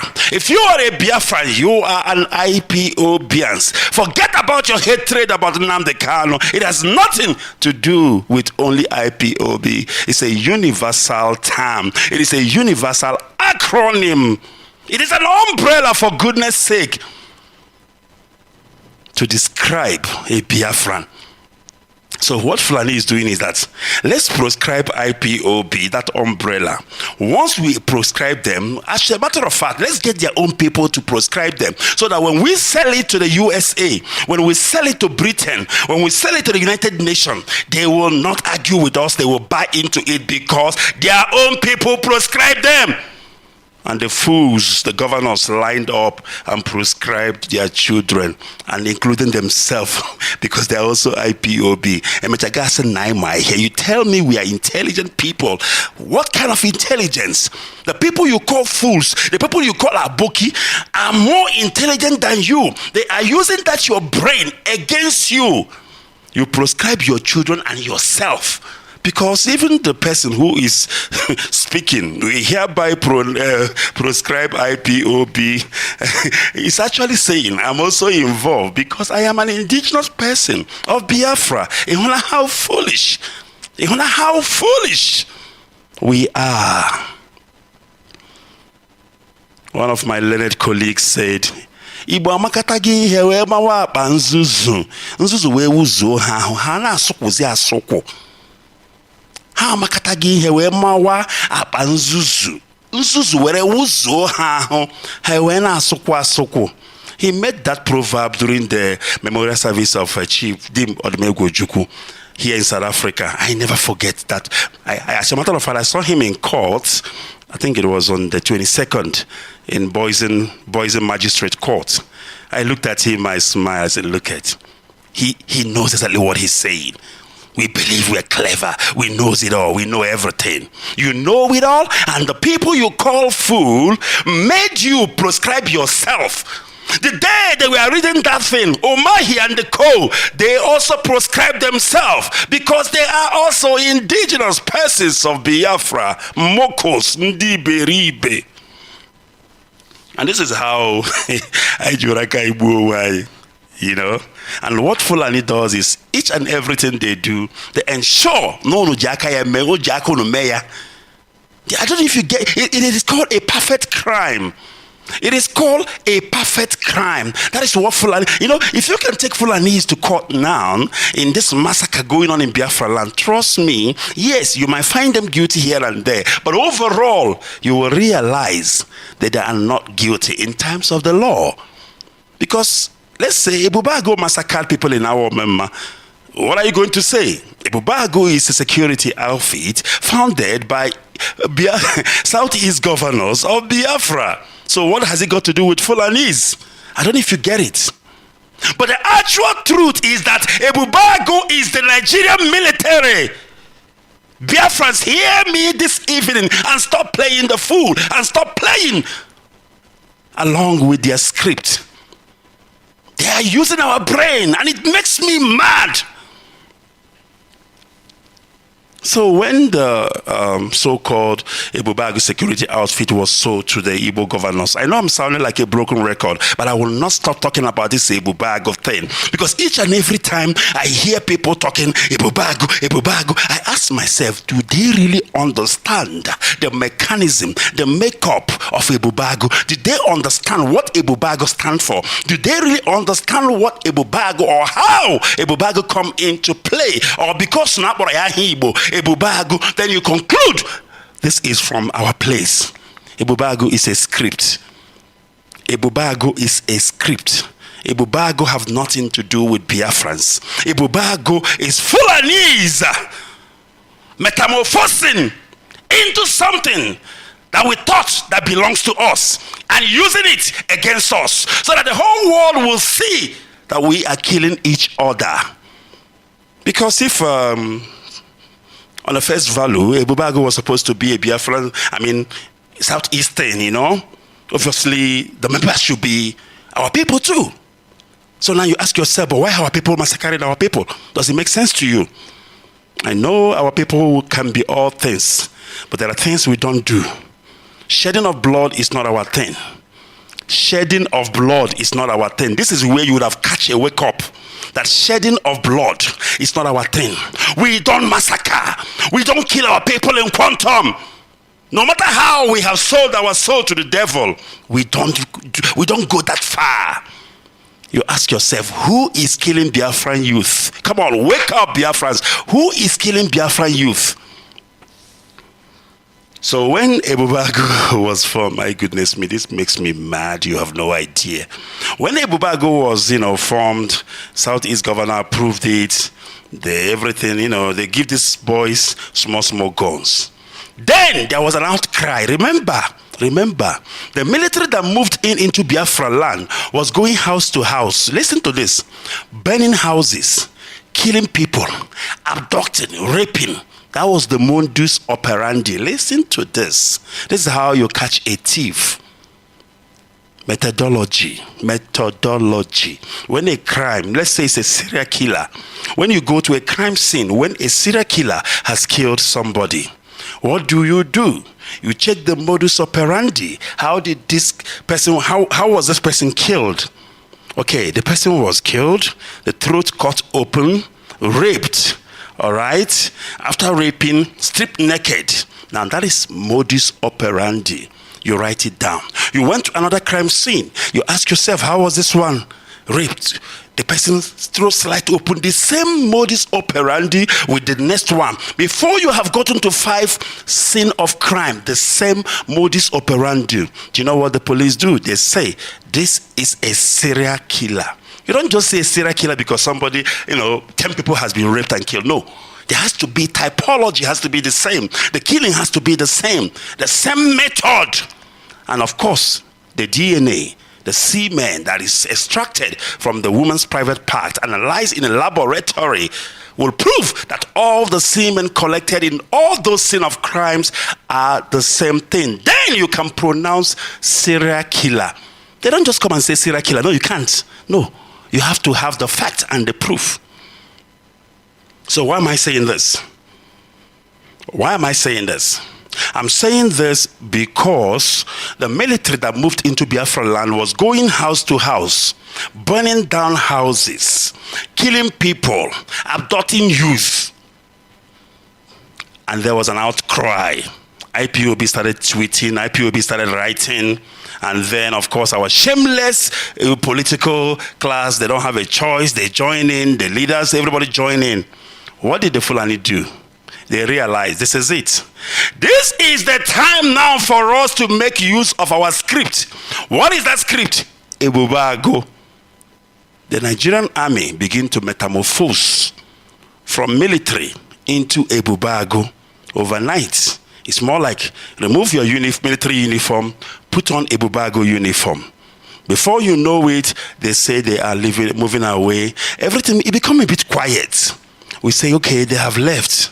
Now, the question is, did you see when they were moving away, the same armored cars, the same artillery they came with? Do you see when it was going back to the north? The answer is no. It never left Biafra land. It is still there. The same military men that came, they never left Biafra land. They metamorphosed overnight into Ebubago. They dissolved overnight into Ebubago. And that's why I preached that message. And I said, Ebubago decoded, because I realized through my investigation that this is the same military, the same janjaweed that have melted into Ebubago, using what you know to kill you. And immediately they melted into Ebubago. They continued the same modus operandi. And what we never ask ourselves is, has the killing method changed? Answer is no. Answer is no. They started burning. They say Ebubago went to this place. They burn down houses, blah, blah, blah, blah. They kill people. They abducted. The same modus operandi Nigerian military was using. We should have told you very easily that this is a question of the same modus operandi and it's the same people. They took over Ebubago and began to massacre. What is the agenda? What is the agenda? Cut down the population of their youth. Cut down the population of their youth. Weaken them so that eventually when the onslaught will happen, there will not be enough youth. Put fears into their eyes. As a matter of fact, most of Biafran youth are scared. They have run away from home. Go to Olo, where I come from. There are no more youth in Olo. Everybody's running away for their life. And that is the agenda. And they are succeeding. Although it's more like a ghost town. I know my brother who is a medical doctor called me and said, my practice is suffering because Olo is dead business-wise. Wherever they go, they slaughter the youth gradually. Remember I told you about systematic extermination. Systematic extermination. It doesn't matter. Kill them one, kill them two. It's fair. It's fine. Because Fulanis are the most patient people on earth. They don't care. Even though you people keep saying you are 70 million. Yes, go and count again. Go and count again and see how many is our population. It is going down day by day. We don't know because you don't understand. If you understand, then you will know. Fulanis are so smart. The way they approach this, they are so smart. I give it to them. Because even till today, people are still fighting me. Why are you saying is the army is the Bubago? Oh. Then, voila, this guy they call Ogu, in his interview, I want you to go and listen to that what guy said. I don't believe in all the things he said because he's lying, but it's something he said. He said that most of the members of Ebubago are not Igbos, that they are people from the north. He didn't mention military, but he said they are not our people. They are from north. They are from somewhere else. Doesn't that connect? Doesn't it connect the dots to what I'm telling you? That Ebubago is Nigerian military, metamorphosed from military into Ebubago. And that is the script. And the more you talk about Ebubago, you are helping them. You are actually covering them. And they are so happy because the script is working. There was an announcement, I think it was a few months ago, I think it's an army major or whatever, was talking about operation. He said that the Nigerian military will be going house to house in Biafra land. If they come to your house and then you have a gun, blah, blah, blah, blah, they will kidnap the young men there. He mentioned young men. Now the question is, did that commence? You will say no to me. Yeah, you will tell me no. But that is not it. The people doing that job are already on the ground. Some people are waiting for them to shift in the so-called army, military, that will go house to house. No, they don't have to. They have the men on the ground already. They have the foot soldiers. Those so-called Ebubago are the military. They will do that job, not the military. If you're waiting for the military to come to your home, you will not see any. They will come in disguise as Ebubago. So, Biafrans, we need to wake up. We are fast asleep. Trust me, we are fast asleep. The most important thing is for you to know where it all started. The most important thing is to know who is killing you. It will help a great deal. But if we keep on with this narrative, Ebubago, Ebubago, Ebubago, Ebubago, without knowing the background and the whole makeup of this script called Ebubago, the killing continues. As an old name tele, yala. It will not go, it will continue, it will be there. They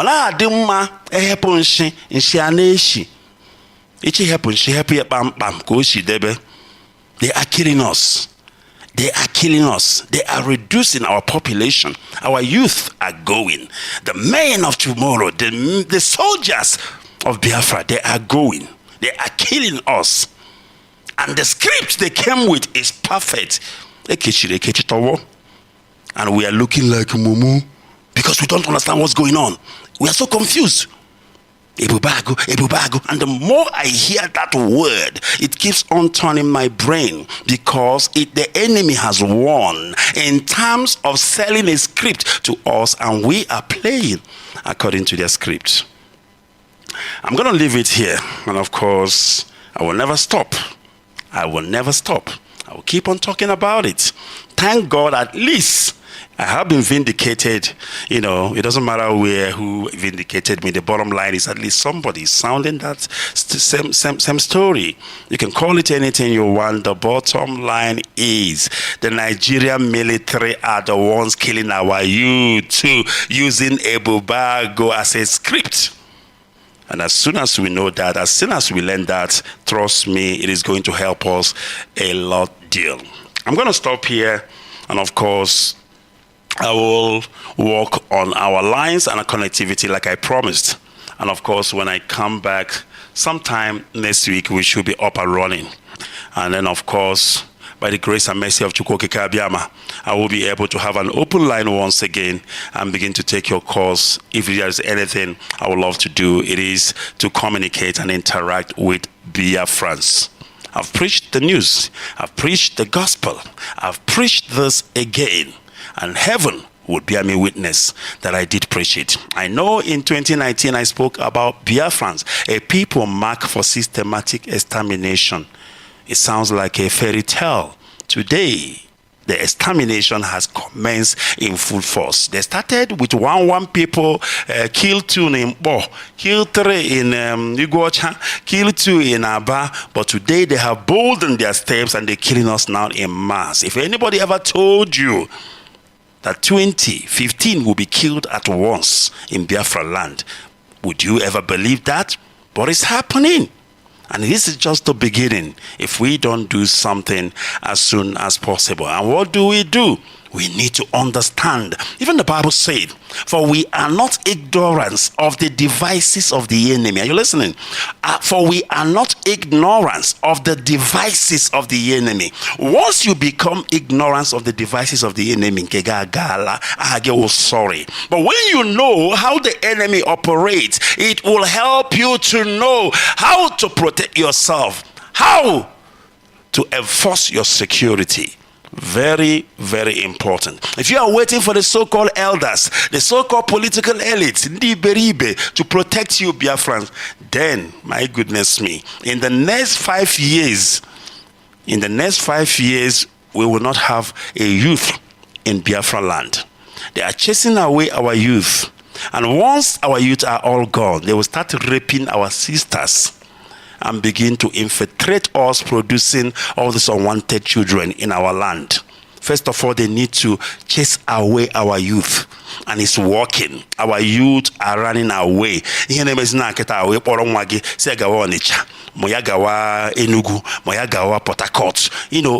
youth are leaving Biafra land. So who are the keepers of the gates?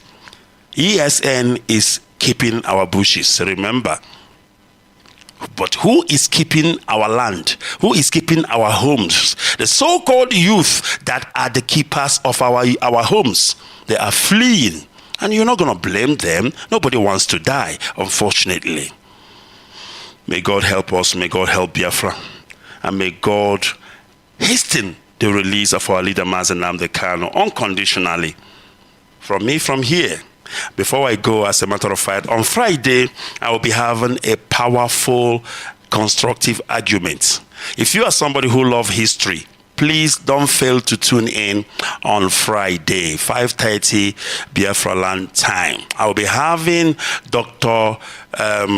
Okachi Lewis. Dr. Okachi Lewis is a medical doctor. He's a lot of things. I don't even know where to start to introduce him, but he knows his history. For those of you who heard our exhibition here in Johannesburg, he was one of our speakers, in that exhibition. He will be coming up. Of course, the time might not even be enough for him, but please, even if it's an hour that he's going to lecture Biafrans, for those of you who need to know what happens to us in the past, please tune in, because if you know your history, you will know where you are going to. And of course, that is from late Bob Marley. All right, from me, from here, it is goodbye.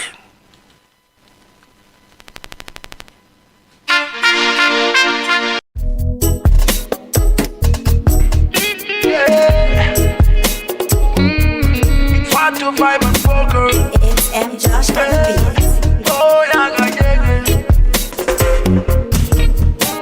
It's time to break loose from the chains. It's time for our freedom. Africa. Cause we can never let them negotiate our freedom. No.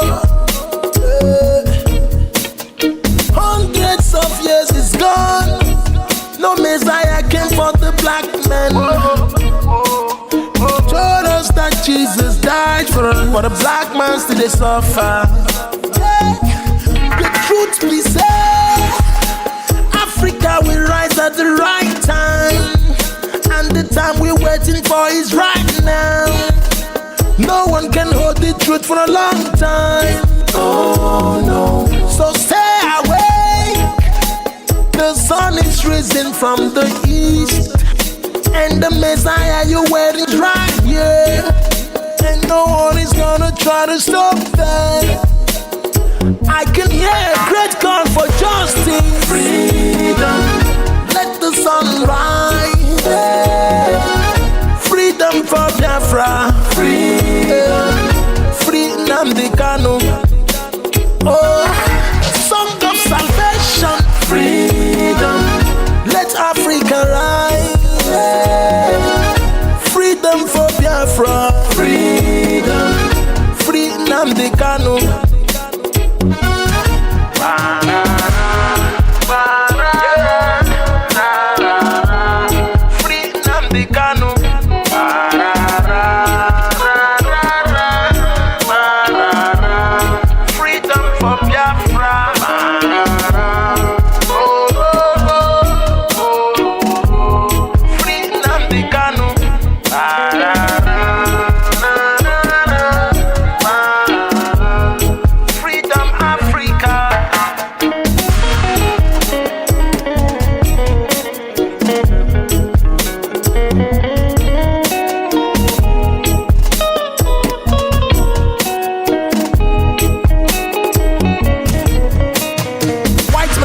For self-determination is celebrated. Black man seeking for self-determination is the separatist and the terrorist. Yeah. When they jail a black freedom fighter, they jail in African freedom. Don't I have rights to my self-determination? Is that a crime? Oh no. Don't I have rights to live? Don't I have rights to express myself? Don't I have rights to speak? Can't I complain if I'm marginalized? There's genocide in the land that nobody even cared about. Even when I try to speak, my voice is muted every time. I'm like a slave in my land, I can't take it anymore. I hope the world is listening to my plight. I can hear a great call for justice. Freedom, let the sun rise. Freedom for Biafra. Freedom, free Nnamdi Kanu. Oh, the song of salvation. Freedom, let Africa rise. Freedom for Biafra. Freedom, free Nnamdi Kanu.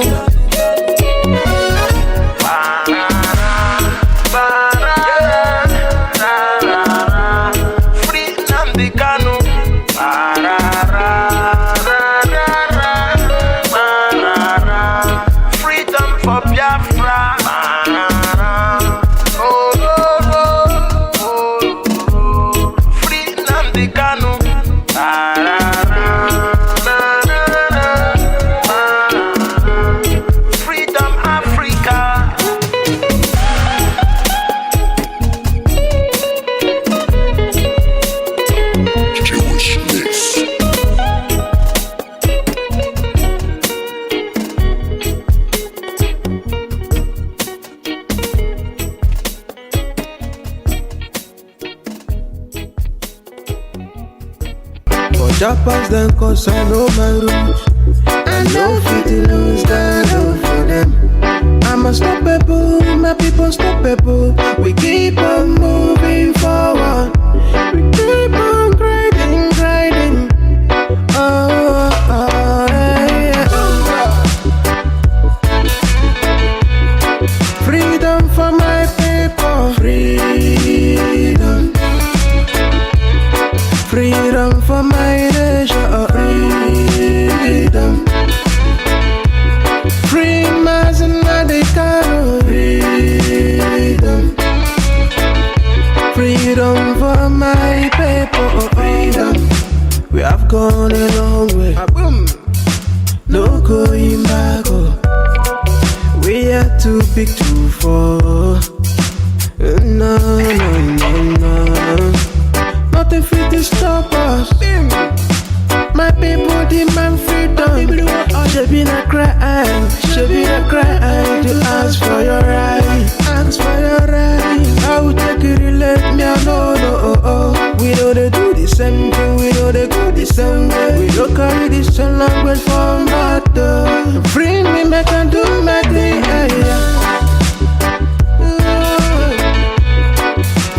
Freedom for my people. Freedom. Freedom for my nation. Freedom. Free Mazi Nnamdi Kanu. Freedom. Freedom for my people. Freedom. No, no, no, no. Ooh, oh. Yeah, yeah, yeah, yeah, yeah. We don't pay for the struggle. Yeah. So many people don't go there for the struggle. It's hard time to get our right. All we have for our freedom, we can never, never stop. Biafra is a spirit.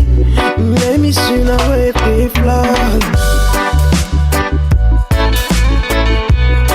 Freedom for my people. Freedom.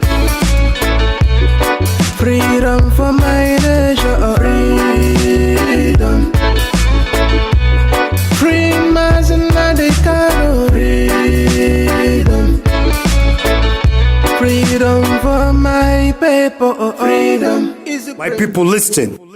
I am that I am. I will bless whoever blessed you, and I will curse whoever cursed you. War against the kingdom of darkness that stands against God's people of Biafra. The more you try to stop us on this united movement, the more we unite with more great people, and more real brave people keep multiplying up. Revolutionary blast the Babylonians, for the Biafrans came from Israelite. Tell us how this Ababa came from. Destroy the invention. Make sure you destroy every being that stands as destruction, obstruction. Damn the demon incarnate hiding under the umbrella of American and British world power. The blasphemous.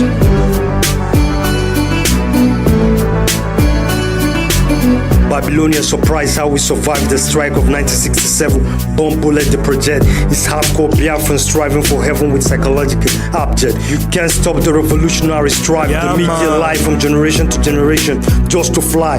But we bring you down with the Biafran necktie. Testify, bonify, 45 Biafran rose with the tools to blow. We've beyond perspective points consuming so many history books. As the years took for us to trace the truth to the roots, they used to roost the home of the brave. Cause we were blinded with white men lies they imposed on our region. We were civilized with the Jewish religion before the white man disease came to Black Gold Kingdom. With their demons they chain our freedom. We took fortitude for all the pains we passed through. The era of slavery to date bondage. General Dumegu Dike Ojukwu, greatest in charge of all time, retired but never get tired of the struggle he took. Prophet Nnamdi Kanu is anointed with the struggle. More nothing to lose. Let the era of IPO be burned till they're all gone to see them no more. Back in the days when I was blind like you, struggling for better days hope.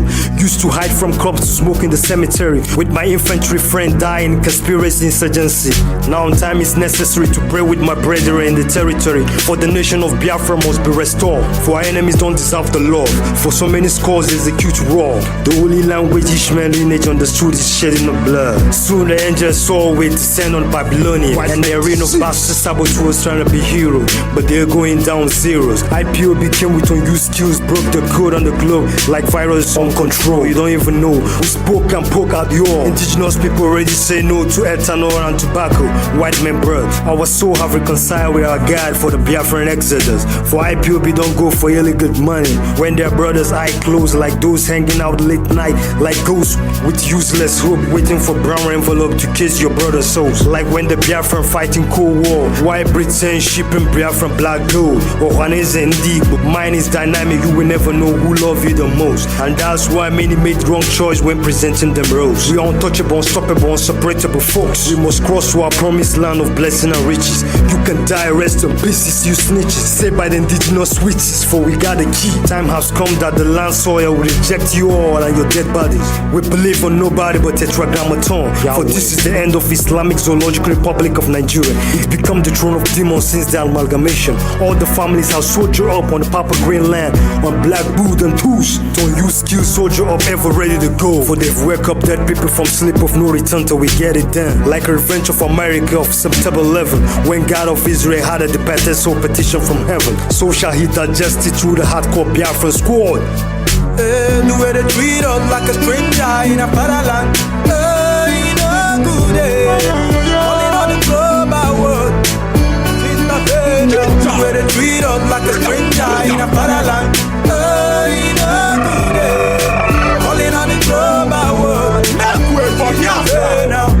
We suffer multicultural slavery, full ownership to the new world. Britain came in, the game changed, more horrible. Introducing Biafra to ethanol, alcohol, damaged by the system, and tobacco, nicotine causing cancer. Biafra nation was established by Lord Afra, 8500 BC. And Britain came in, destroy our ecosystem. King Lord Lugard for kill our fathers to amalgamate us with Nigeria contraction to be Muslim since 1914.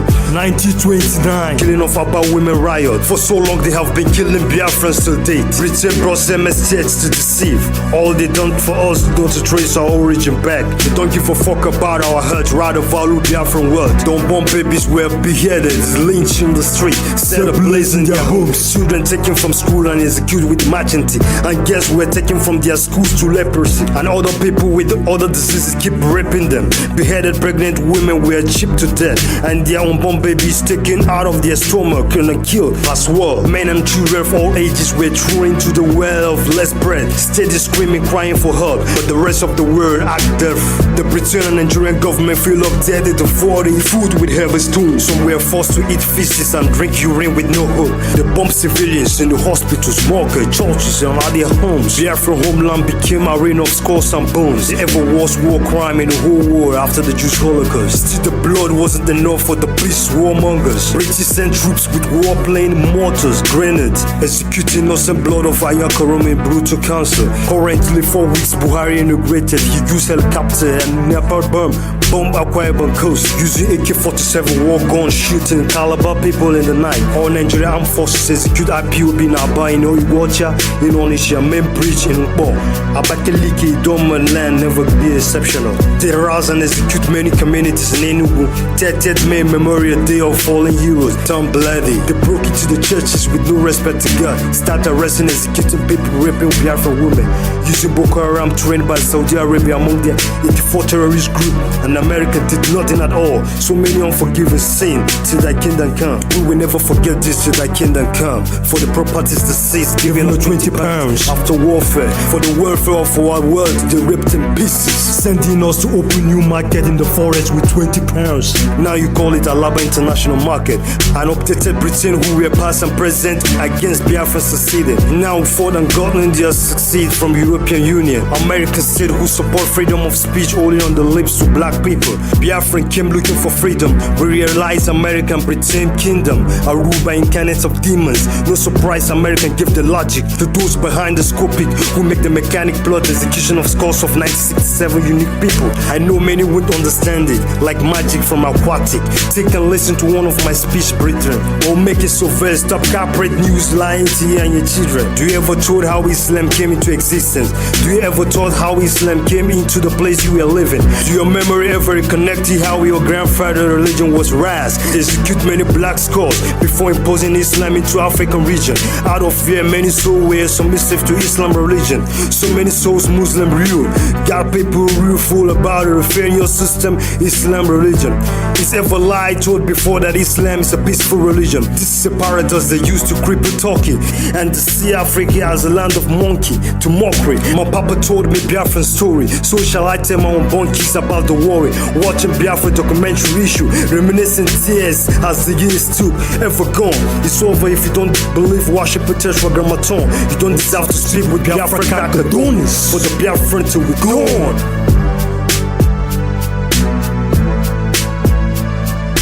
Look how you treating my people is too bad. Why you really acting like you too late?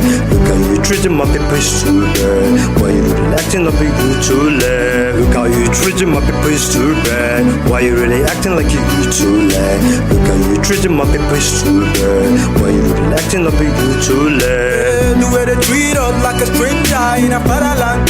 No good, calling on the global world. The way they treat us like a stranger in a fatherland.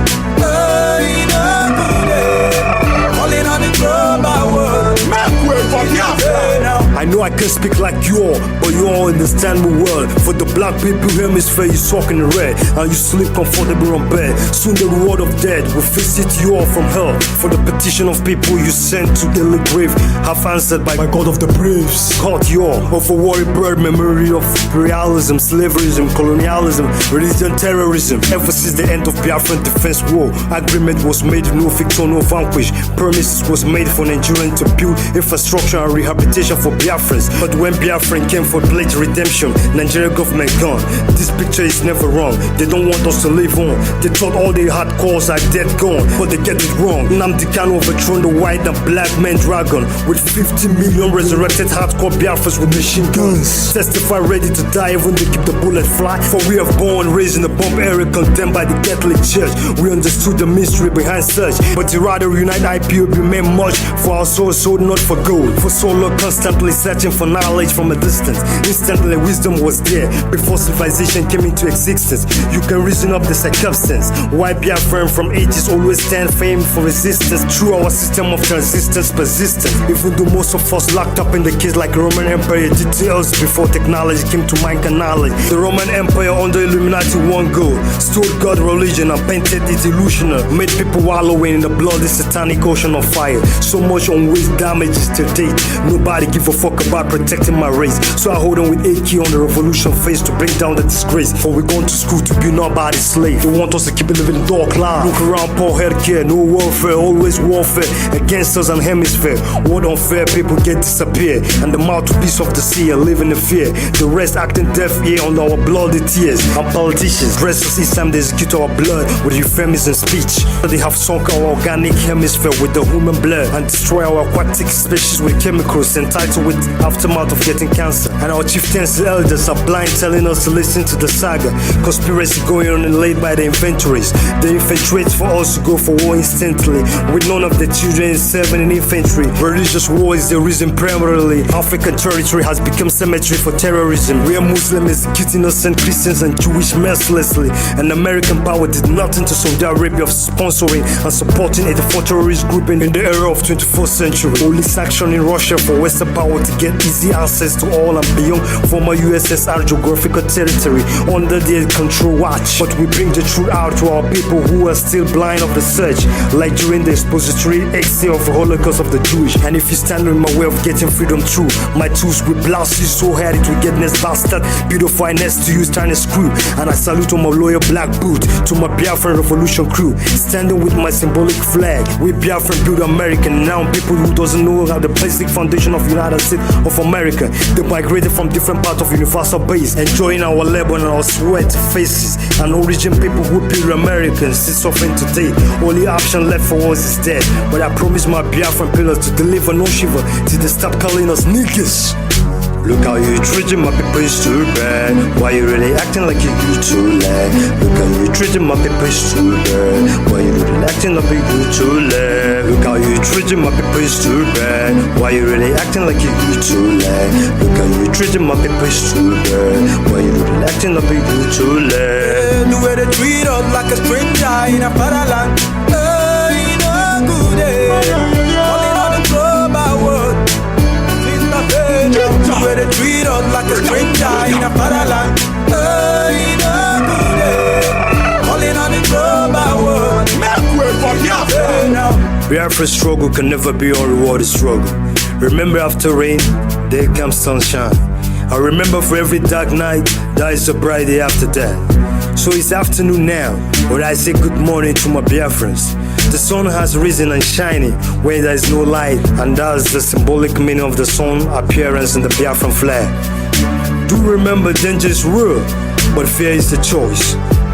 But don't be victim of kingdom that will never last your freedom. Receive Western education just to know the basics. No mortal can change the past, and no mortal can make the future. You are just an instrument to be used by the Universal King. Remember, just like you have the power to manufacture and control minimum and maximum seconds under your wristwatch. There is someone above your origin, creates and has dominion over you and your strange functional and sectional object you made. So life never comes by chance, it goes to you, a taste. So remain resolute, because when comes confusion, reality becomes illusion. Letter to my Biafrans. The best African revolution ever strategized is the Biafran one of the world top first-class revolution ever exemplifying the history of mankind, ever known to extend the man. Politics and corruption on the hip-hop industry silent my speech, but Biafra brought back my voice to strike and project on the psychological object. So why try to blame us? So many lies was told to our brothers and sisters that were sold out to slavery. But I'm here to delegate the truth at the time. We did not land on the white man Plymouth land, but white men landed on black people Plymouth land. So what I'm saying is, we on our own when the white man disease came into our existence, ruined so many souls of the black people. But Biafrans are here one more time to restore the real nomenclature of the real mechanism or framework of the true worship of Yahweh, Chukwokika Abiyama. On this revolution project with no mind to accept evolution anymore. This is not voluntary, but it's mandatory only if you realize who you are and what you are as human being.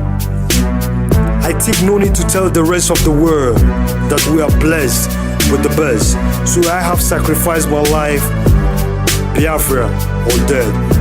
Biafra! Worldwide! Fuck all y'all! It's time to go home, brothers and sisters. Biafra, crack the dawn is signing out. Signing out, signing out.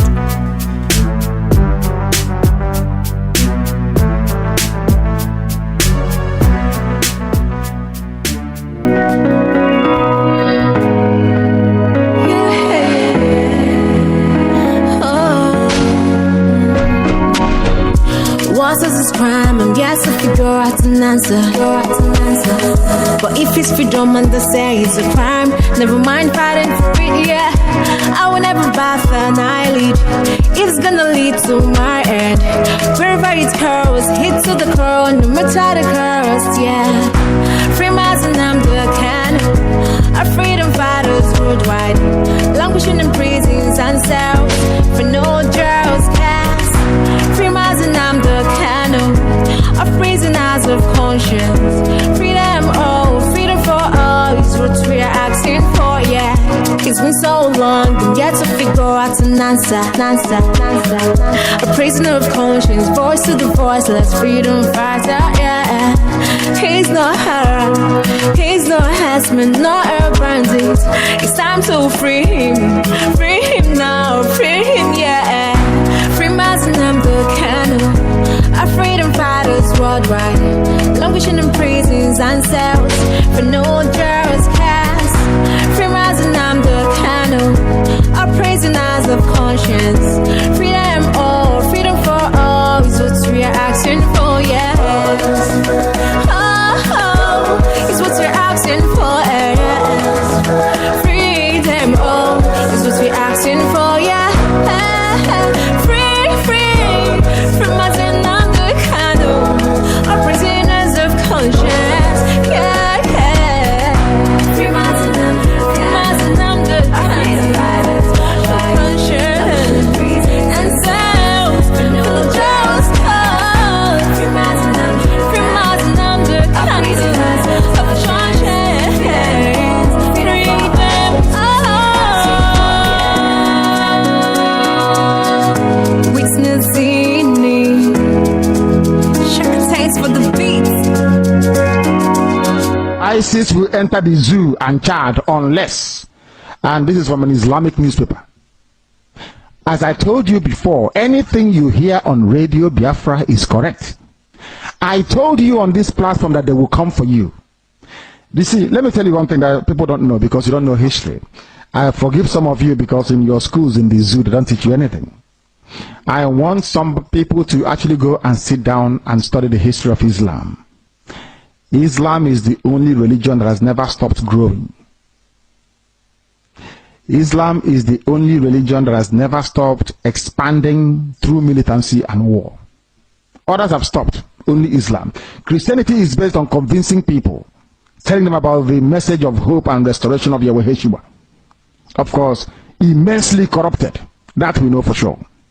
But Islam believes in expanding through war, and that war is coming. Now, I must be put on record, and which I can play it all the time for our people to also understand and listen very carefully. And I will say it tonight. And if you come to me in the future, I'll refer you to the broadcast of the 8th of June 2015. And that I made this very comment I'm about to make now at precisely 10 minutes to 8 p.m. in the evening. If ISIS comes down into the zoo, of course they are part of Boko Haram anyway, if they fall, not if they, because they have forged an alliance already, if they launch any attack with the name of ISIS on the zoo soil, if you come to us to give us weapons, I will decline it. I will allow them to kill all of you before we mount any counter-offensive. Let me tell you one thing that you don't understand. Some of you, you claim you went to school, but you didn't go to school. Because if you went to school, you will understand how Islam works. Islam is coming for you. They must come for you. It's a M-U-S-T, must. There is nothing anybody can do about it. Only you can defend yourselves. This headline here is a confirmation if you need one. I think Abubakar said it yesterday. Today is being confirmed that ISIS is coming. Not just Boko Haram, but the real bad people that are coming. They need access to the oil, and they will get it to secure their financial base for their continued expansion within the whole of sub-Saharan Africa. The zoo is seen as pivotal, and Biafra land is where the resources that they're looking for is lying in. They don't trust Buhari anymore. Buhari was their godfather, they no longer trust him. I mean Boko Haram in this instance. Buhari, they thought, would give them Sharia immediately. Buhari saying, I don't belong to anybody. From that day, they intensified their bombing. Some of you cannot reason, you cannot see very well because you're blind. But at least you're lucky. You are listening to Radio Biafra. Very, very lucky indeed. I'm telling you the truth. Or else, I can in your blindness. It is that darkness we've come to shed light on, that you can see properly. If they enter the zoo, I will not command this army. And I need guns and I have the men. I need guns and I need bullets. That's all we need. And then we win. I have been sounding this warning. I've been telling you, you think we are joking. They are coming. Your mothers will be raped. Your sisters will be married off as slaves. I'm telling you that now. Right as I speak, write it down.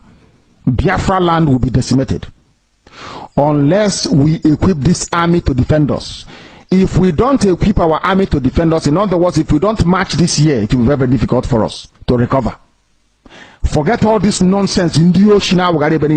All these so-called pro-Biafra groups you're saying, HAUSA brought them out to confuse you.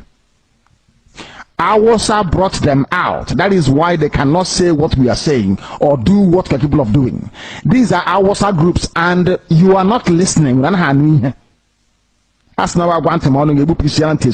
You are not listening because the devil has gone into all these idols that you worship. The devil has gone inside you to harden your heart, to blind your eyes that you can no longer see. That day, I will tell you to remember the broadcast of the 8th of June 2015. I will tell you to go back to it. I need guns and I need weapons. If I don't have guns and bullets, the army of Biafra cannot defend your towns and villages. The sooner you get that into your thick skull, the better for everybody. You are black people, you don't reason, I know that for sure. But the sooner you take this very message seriously, the better for everybody. Or else you're finished. ISIS is coming. They will enter the zoo and Chad very, very shortly. Not as Boko Haram, they are coming in as their franchise and as their name dictates. ISIS is coming. If you like, you make haste while the sun is shining, or if you like, you can continue to be dumb and stupid. That is entirely up to you. I won't be there, but you'll be dead anyway. And Radio Biafra will not report it, and nobody will. If you like, you give us guns. If you like, you don't. We are trying to save you, not you saving us. We continue.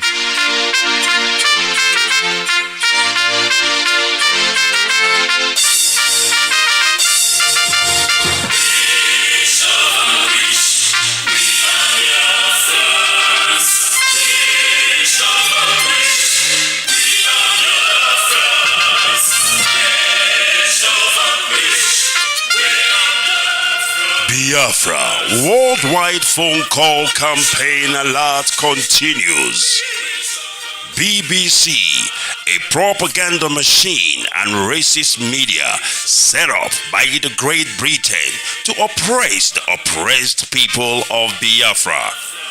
BBC, your media war propaganda of 1967 that led to the genocide of over 3.5 million Biafrans, men, women, and children, did not stop us.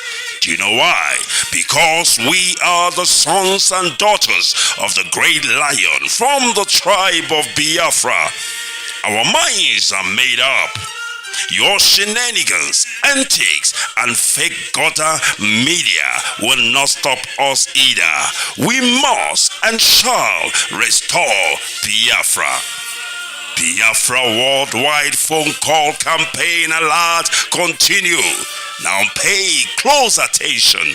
Be polite when you call BBC and use the following prompt when you call. Hello, my name is. You tell them your name. I am calling to ask about BBC policy of propaganda against the victims of genocide. Since you are obsessed with telling lies about Biafrans, here are 5 more questions to consider. Now, this is the question to ask BBC. We are witnesses to BBC racist coverage of terrorism, implying that black Africans' lives don't matter. Yet the same BBC rallies the whole world at the slightest terrorist incident in the United Kingdom. Here is the second question. But when it comes to Nigeria, BBC not only hides terrorist killings, but they slander the victims and survivors of terrorism and genocide. The third one. When will the grand patrons of lies and hypocrisy, the BBC Fake News Network, make a documentary about the daily slaughtering of Nigerians by Fulani terrorists and the government of Nigeria, whom you protect so that London may plunder Biafran's resources? The fourth question. Is the oil and gas of Biafra the reason that BBC is obsessed and terrified by the agitation for freedom by the victims of 400 years of British colonial thievery and crimes against humanity? And the fifth one, we call on the good people of the world to ask BBC and UK government why it aids and abates the genocide in Nigeria by spreading lies, propaganda, and disinformation against Biafran freedom fighters. BBC, we know that you are United Kingdom government agents of imperialism with no modicum of shame. Take down your wicked fake documentary against the victims of genocide and stop your sadistic meddling in the lives of black Africans. Now pay close attention. This is the time to call BBC. You can call them 9 a.m. to 5 p.m. Biafran time. Date 4th of July to 30th of September 2022. Now grab your pen and paper and pay close attention. You can call BBC switchboard on this number +44 2087 438 000. I repeat, +44 208 743 8000, or you can tweet at BBC News. You can also call BBC Customer Service +44 3700 100 222. I repeat, +44 3700 100 222. Or you can also tweet at BBC Press. I have not finished. You can also call BBC Studios Limited +44 208 433 2000. I repeat, +44 208 433 2000. You can also email BBC News Channels at bbc.co.uk. BBC, we shall vanquish.